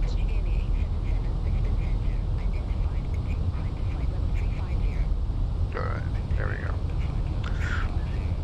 Oh, it deleted upget. Not sure if that's the way to do it. If you exit a hold, why does it delete the previous steer point? Doesn't make sense to me.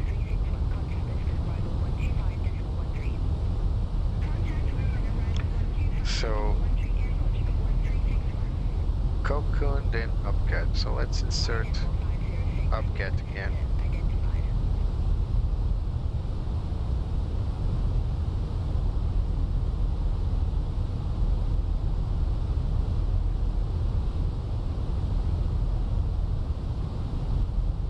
There you go.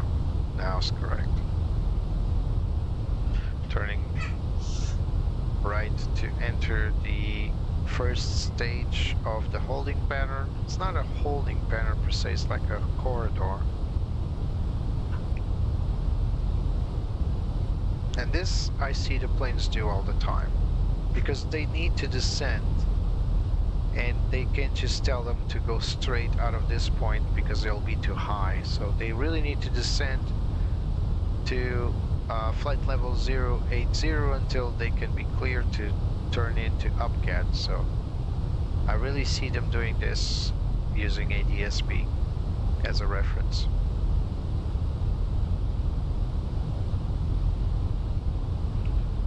So we've been flying for 2 hours straight, and off the gate 2 hours and 11 minutes.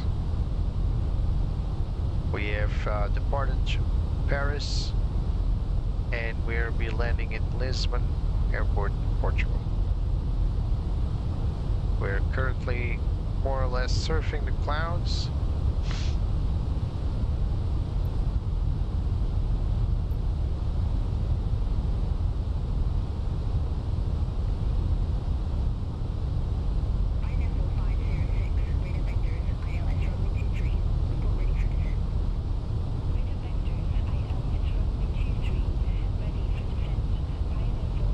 Runway 23, what airport is that?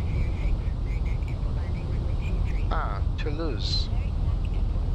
Why is it giving the Toulouse Marignac? Why is it giving it a clearance for descent in Portugal for Toulouse? Test flights.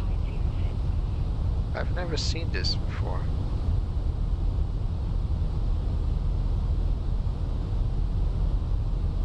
Oh, I'm sorry.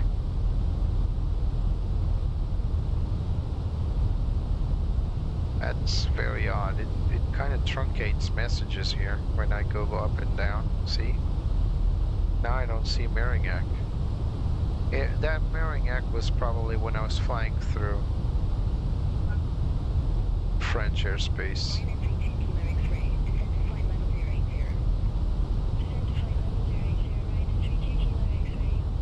Yeah, it's probably it.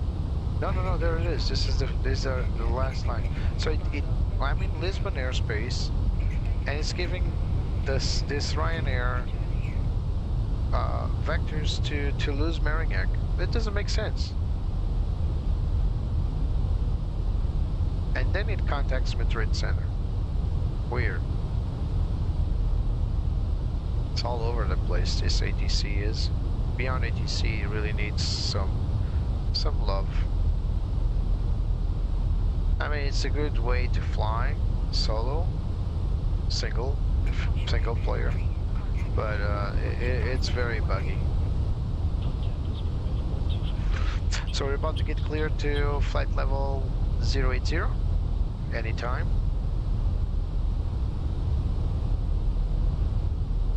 We're still almost sort of skimming the clouds, surfing them. They look really thick, but so far so good. So we're entering another weather. I don't think I explained correctly what I was trying to say. So Flight Simulator 2020 and 2024, they use the same weather system for radar, and it doesn't work correctly. So what it does is, it will only send information to the plane if it's in co-altitude with the weather turbulence. So let's say I'm now descending, and I should be putting this in below, by the way, for TCAS. If I have a weather system up ahead below me, I will not see it until I reach co-altitude, which doesn't work that way in real life.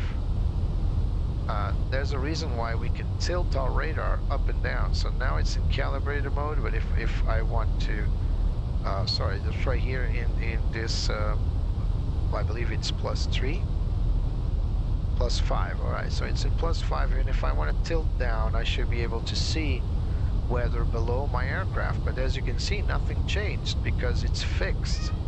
This doesn't do anything, nor does the gain does anything. And that's because Microsoft Flight Simulator radar system is just bugged, and it's always been bugged, and Asobo never did anything to solve it. The weather radar sucks, and that's the way it is. We just have to live with it. It's better to have this than have nothing like we previously had on the Fenix and on many other third-party add-ons. So it's better to have like indication that there's some soup on our right side and there's some soup on the left side. We're still not cleared to go below 1,300, so sorry, 13,000. Still waiting for the clearance because that's the constraint there. You can see the constraint there, flight level 130. So we're at altitude 13,000 feet, or flight level 130, and we'll start our left-hand turn and then probably be cleared to 8,000 or flight level 080. Now the new constraint, airspeed 230 knots. That's what we're doing. Some more turbulence.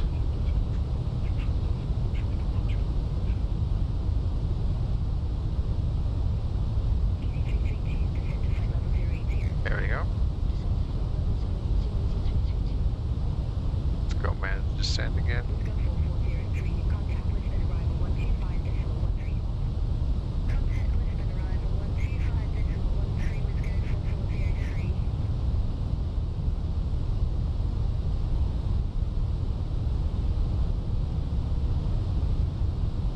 There's a mod to reduce the lights in small villages in some remote areas, because yeah, I agree, these lights, they look a little too strong and would probably not be seen by airplanes at this altitude.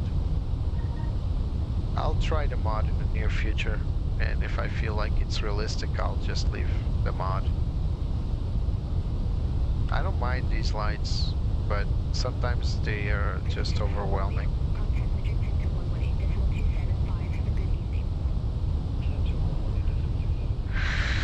So we're right here now. Let's zoom in.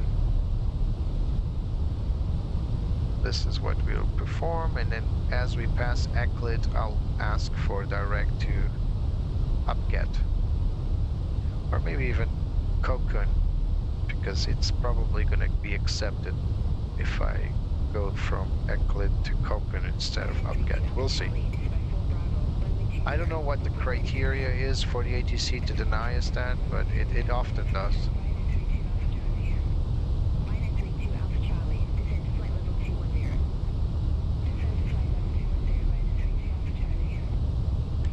We're in the soup currently.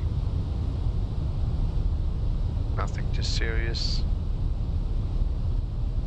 At least doesn't look serious. You think it's serious, Betsy? She hates me.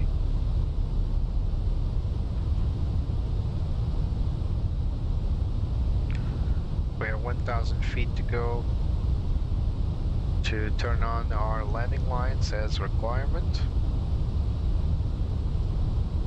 So as we pass 10,000 feet, we always reduce our speed below 250 knots, as well as turn on our landing lights to make ourselves visible.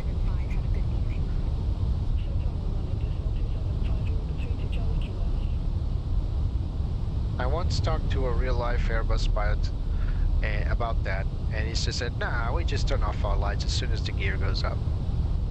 And I didn't find that believable, but you know, he's the pilot, I'm not. A few years later, I found the company's SOPs, and indeed the landing lights need to be turned on below 10,000. So he was probably either speaking the truth about what he believes should happen, so he believes that should happen, or he might have been reprimanded for not doing it or whatever. So passing 10 tau, let's turn on the landing lights. They take a moment to extend and project forward. So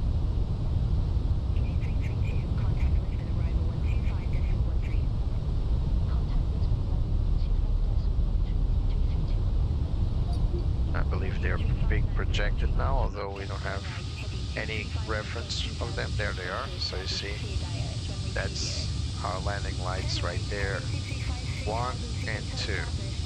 This is the wing lines, and you still have the runway turn off and taxi lights on the forward landing gear.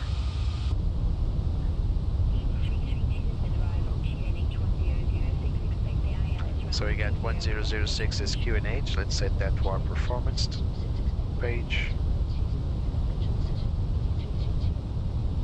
So 1006 QNH has changed. So we are going to need to go through Upget, but as we pass Eklund, we should already be at 8,000. We are going to request a direct to Cocoon.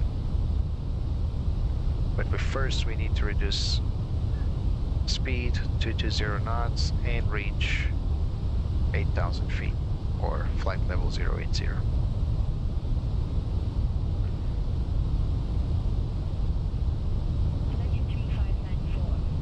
In real life, we pilots don't need to request this. This is done by ATC for their own separation, traffic separation. They will tell us turn right direct to Upget or something like that. And that's just for their own organization of the skies, of the airways. So here we are passing Euclid. Let's request direct to fix.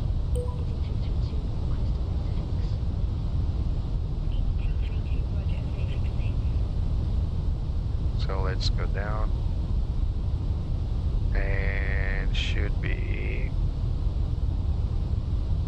same max. There's no other.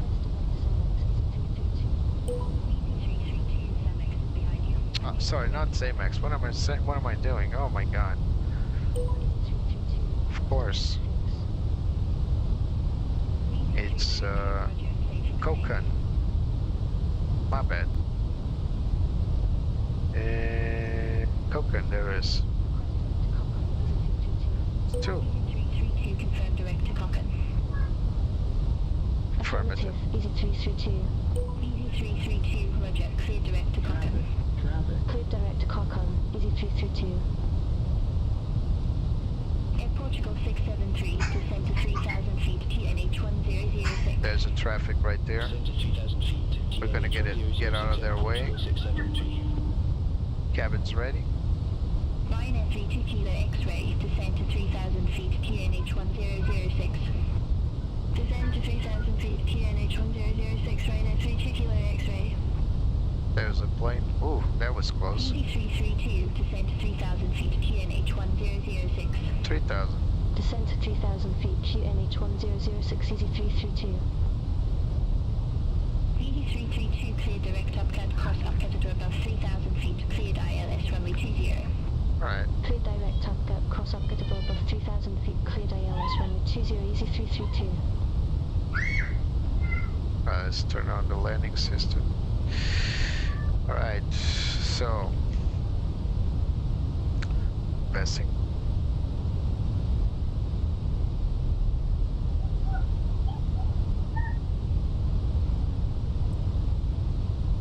There's some nasty weather up ahead.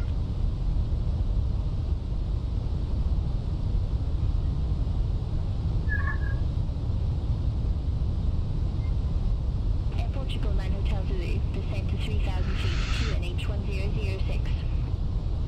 Speed check, flaps 1. FenixSim A320, Air Portugal 9 Hotel Zulu.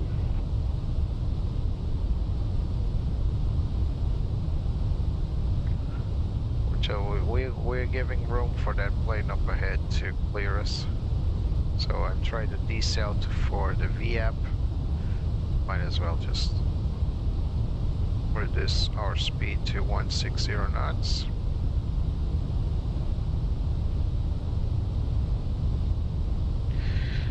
Set spoilers to arm.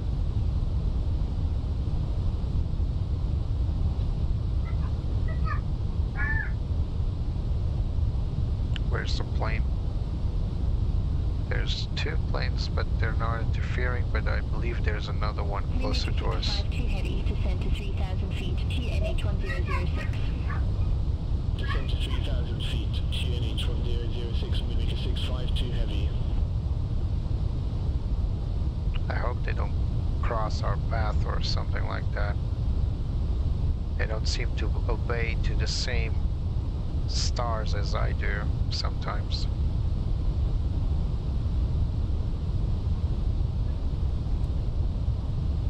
They're getting awfully close here. See them coming. And as you can see, we went straight in. Let's go to the ILS approach. We got a standard ILS approach at 3 degrees down angle. We got our 547 decision height MSL. I really don't like these planes coming in, but hopefully nothing too bad.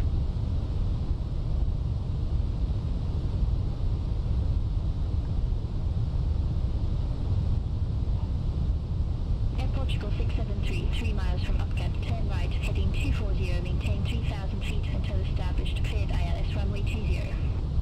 Turn right, heading 240, 3,000 feet until established. Cleared ILS runway 20, Air Portugal 673. There's another plane up ahead that's been cleared for ILS. Go 4403, I cannot see it, but QNH 1006. here's hoping there's no interference. This plane will pass behind us. Ryanair 32 Kilo X-ray, 3 miles from Upcat, turn left, heading 170, maintain 3,000 feet until established on the final approach course, cleared ILS runway 20.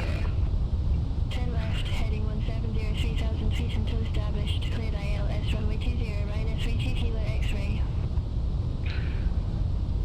Air Portugal 673, contact Lisbon Tower 118. Well, this plane is Over to Tower 118. awfully close and I cannot see. Oh, there it is. Bye bye. Oh my god. That's not how you separate traffic beyond ATC. So let's hit our local 1006 and 1006. Ryanair 32 Kilo X-ray, contact Lisbon Tower 118.105. Let me get my feet up Over to in the Tower pedals. 118.105, Ryanair 32 Kilo X-ray.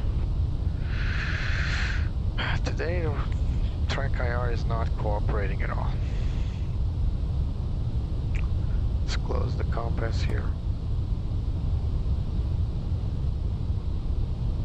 EZ332, contact Lisbon Tower 118.105.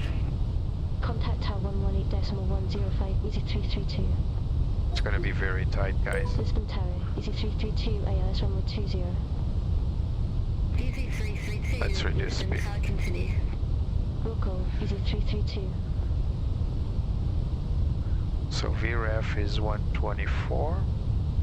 Speed check flaps 2.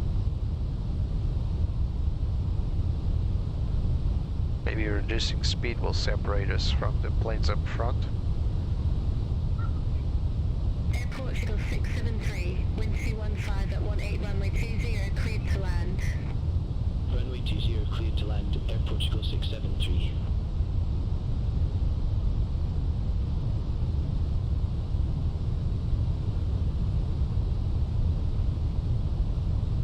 Approach mode.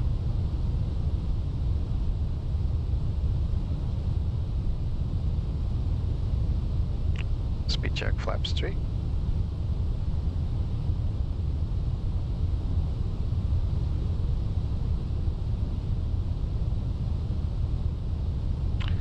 So our VF is 139, not 124. I don't know where I got that number.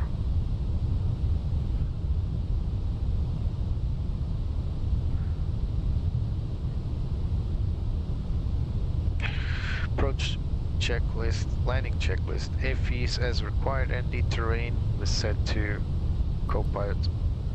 External lights set to all. And gear down.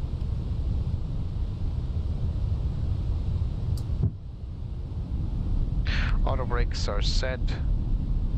Spoilers are armed. Flaps set to landing. ILS runway 20. Landing memo, no blue. Air Portugal 9 Hotel Zulu, Lisbon Tower continue.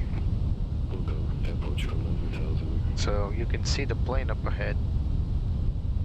Either he goes around or I go around. Let's see. We're at minimum approach speed currently. We got some strong winds up front. Ryanair 32 Kilo X-ray, go around. Alright. Runway centerline, maintain 3,000 feet. Someone up ahead is going On we around. go. Fly runway centerline, maintain 3,000 feet. Ryanair 32 Kilo Yeah, I X-ray. think it's climbing, so I think that's... Ryanair 32 Kilo X-ray, contact Lisbon arrival 125.13, talk to you in a minute. Contact Lisbon arrival 125.13, Ryanair 32 Kilo X-ray, talk to you in a minute. Yeah, it's definitely climbing, so that guy with a Portugal run. 673, exit next available taxiway. Exit next available taxiway. So Air got some Portugal nasty 673. weather right in front to our right. DD332, wind 215 at 18 runway 20, cleared to land. Clear to land. Runway 20 cleared to land, EZ332. Oh my god. Fuel I 509 cannot see the Golf, runway. Ready to go, runway 20. Fueling 509 Golf, hold short of 20 arriving traffic. Confirm hold short of 20 for traffic, fueling 509 Golf. Portugal 11 Mike Golf, hold position for traffic. Hold position, Portugal 11 Mike Golf. Lisbon Tower, wind rated 65 too heavy, ILS runway 20. Oh, Track IR just died. It's better that way, I suppose. Wilco, Mimic 652 Heavy.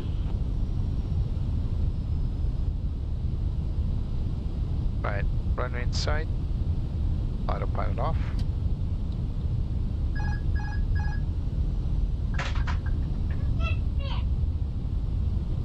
Hundred above. Roger. Check. That was a real nasty drop there. Oh. Some nasty winds going. Minimum. Continue. Rain.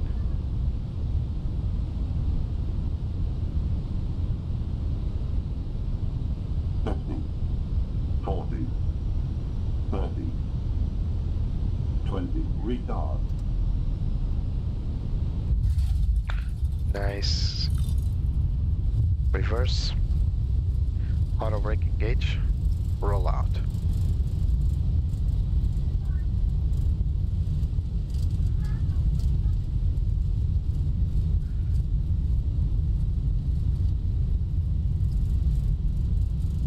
It's gonna exit on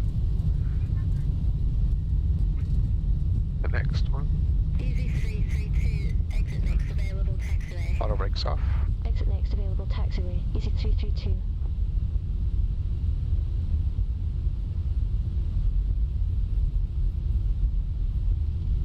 Nice.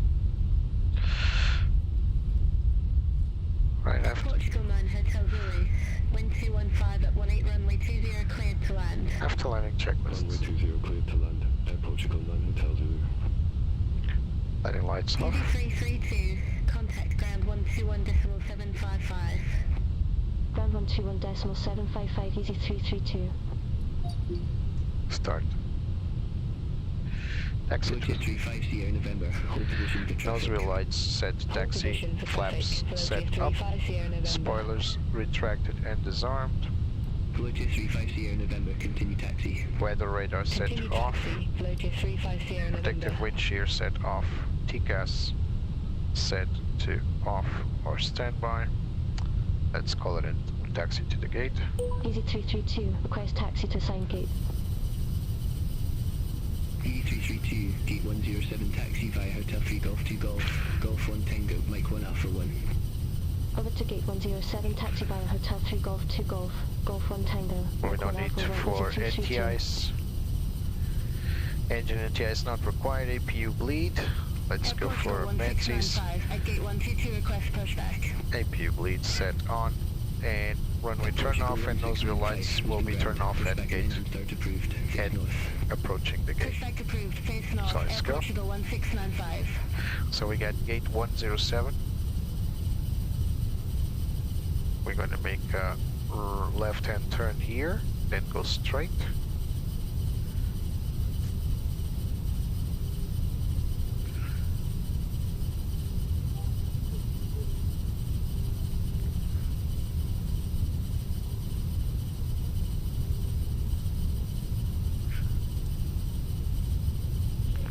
Sorry, I have to move my cursor to move my viewpoint. But Portugal 36 Romeo Charlie, request taxi. Air Portugal 36 Romeo Charlie, Okay. runway 20 taxi via Mike 1 Alpha TNT Alpha 3 Golf. a little too loud now. Too loud now. So welcome to rainy Lisbon. Runway 20 via Mike 1 Alpha TNT, Alpha 3 Golf 1 Tango, uniform 3 uniform, uniform 4 uniform 5 uniform 6 here, 3 Bravo. And we can turn off engine number 1. Single engine taxi. Hold position for traffic.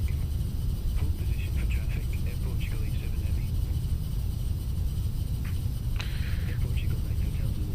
Ramp 805. Yeah, the side stick fault sometimes happens. Whiskey 2 Whiskey, Whiskey 1 Bravo. So let's zoom in. So we are currently here, then we'll turn right to Viet Golf 2, Hold position for traffic. I'll call you back. Tango, Position for traffic, located 350 and then November. right at Alpha 1, which should be right there. Whiskey now current. GSX 1006. Mike 1 and Alpha 1.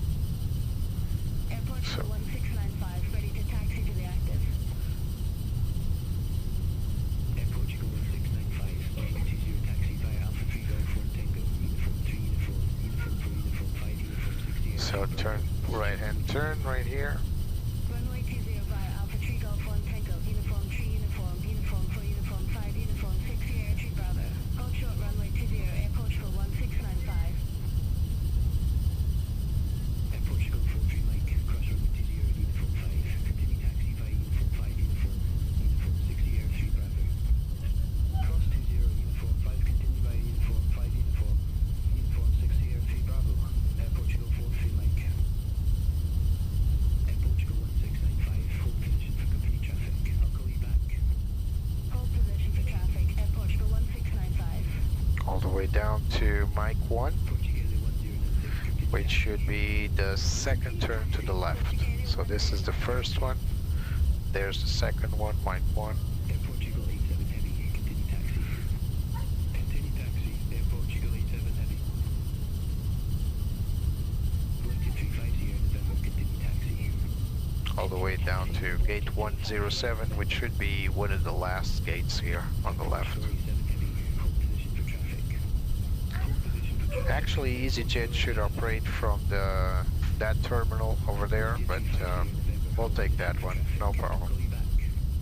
Hold position for traffic, floated 350 November. Alright, here comes our turn, Mike 1 on the left, Air Portugal 1695, continue taxi. then Alpha 1. Air Portugal 1695. We can actually close this, we no longer need it. 652 Heavy, ramp 502 taxi via hotel 1 uniform, Golf 2 Here we go, Mike 1 to the left. Taxi via Hotel 1 uniform 2 uniform, Golf 2 Juliet, runway 652 heavy. Don't worry, there's not a plane taking off, that's just a parking spot. This used to be a runway, used to be runway 3517, but it's been deactivated for quite some time. It's now a glorified taxiway. Alright, now left to Mike, and right to Tango. And there's the gate 107 right here. So that's our gate right there. Don't mind the PDGS system here. It's broken, I don't know why. Not sure if it's the scenery. And it's recognizing the wrong plane. As you can see, it's A319. It's not an A319. As long as it allows it to dock, we should be fine. Continue taxi via uniform 5 uniform, uniform 6 Sierra 3 Bravo. Moving in. Portuguese 1096. Air Portugal 87 Heavy, continue taxi. Continue taxi, Air Portugal 87 Heavy. Limited 350 November, continue taxi. As we go in the gate, we can turn off the external lights. Air Portugal 43 Mike, hold position for traffic. I'll call you back. Hold position for traffic. Air Portugal 43 Mike. Limited 350 November, hold position for traffic. Hold position, floated 350 November. Air Portugal 36 Romeo Charlie, hold position for traffic. Hold position for traffic, Air Portugal 36 Romeo Charlie. Air Portugal 43 Alright, stop. Set parking brake. 105 Air Portugal 43 Mike. And engine 2 off. Whiskey 4403, ramp 804 taxi via Hotel 1 uniform 2 uniform, Golf 2 Whiskey 2 Whiskey, Whiskey 1 Bravo. Ramp 804 via Hotel Alright, 1 uniform 2 let's uniform, turn off the Golf beacon 2 Whiskey 2 Whiskey, Whiskey 1 Bravo. and the wing lights. Whiskey 4403. Here comes the jetway. 695, hold Parked a bit too short and askew. Well, I'm sorry. Traffic, Air Portugal 1. Is that true? Ah, come on.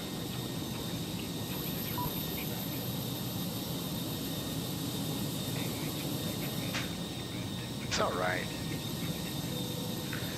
So, passengers deboarding, let's go with the parking checklist. So, parking brake has been set, nav 8's set to off.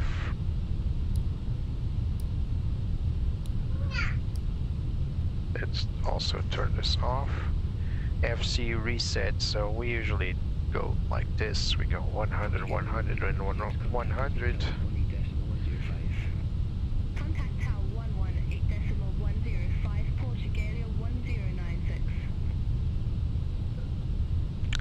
Done. Flight directors 1 and 2 are off. ND ARC 10, ARC 10, and ARC 10. NTI set off, it was not on. APU or GPU available. We got GPU available. And we can turn off the APU bleed as well as the APU master switch. Also turn off the landing flaps 3 and give ground control their power. Engine master switches are off. Engine mode selector set to norm. Fuel pumps to off.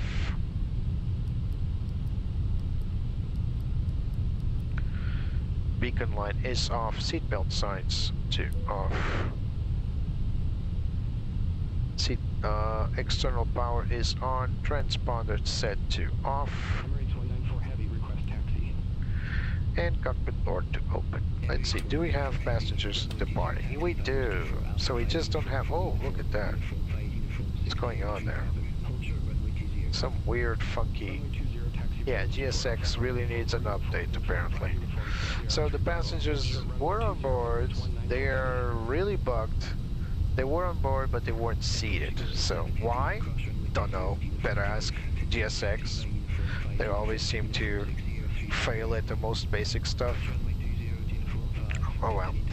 So guys, welcome to Lisbon. I hope you guys enjoyed this this flight. Betsy certainly did, because now she could go shopping, and I can't. Well, here we go. This was our very pleasant flight from Easyjet A320. Don't mind what the VDGS told us. It is an A320. Airbus A320 from FenixSim. An amazing aircraft to fly. Very reliable, very robust. Performance-wise, it's very, very good in terms of graphics. This was a very uneventful flight, despite my expectations we would have some very nasty weather. Nothing too serious. It is raining, and yeah, it's low visibility, but we might actually manage to make a manual landing and all that, so that was good. In terms of what I missed, I may have missed performing the performance calculations, but you know, this is a routine flight, and once you go routine, you sometimes skip stuff.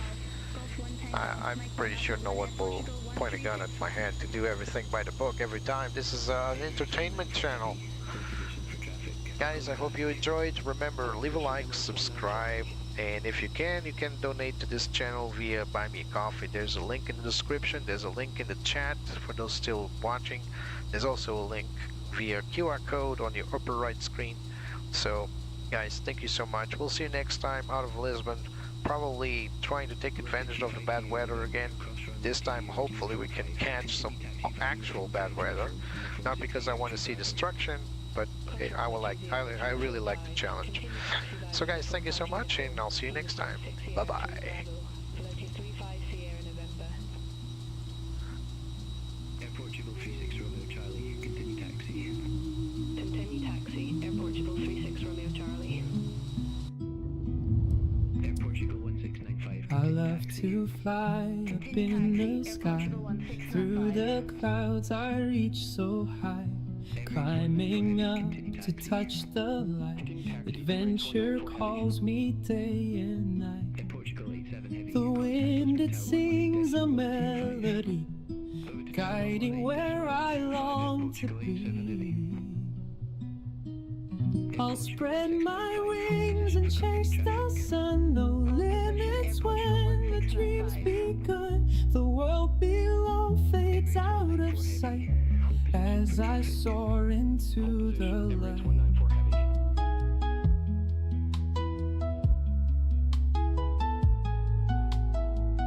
The stars above begin to shine, painting trails so bright and fine.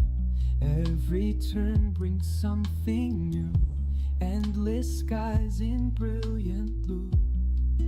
The wind, it sings a melody, guiding where I long to be.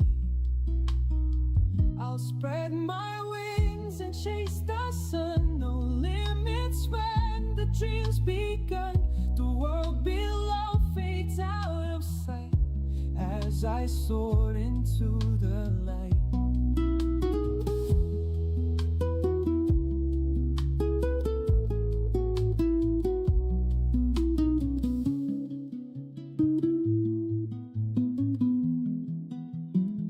I'll spread my wings and chase the sun. No limits when the drums begun. The world below fades out of sight as I soared into the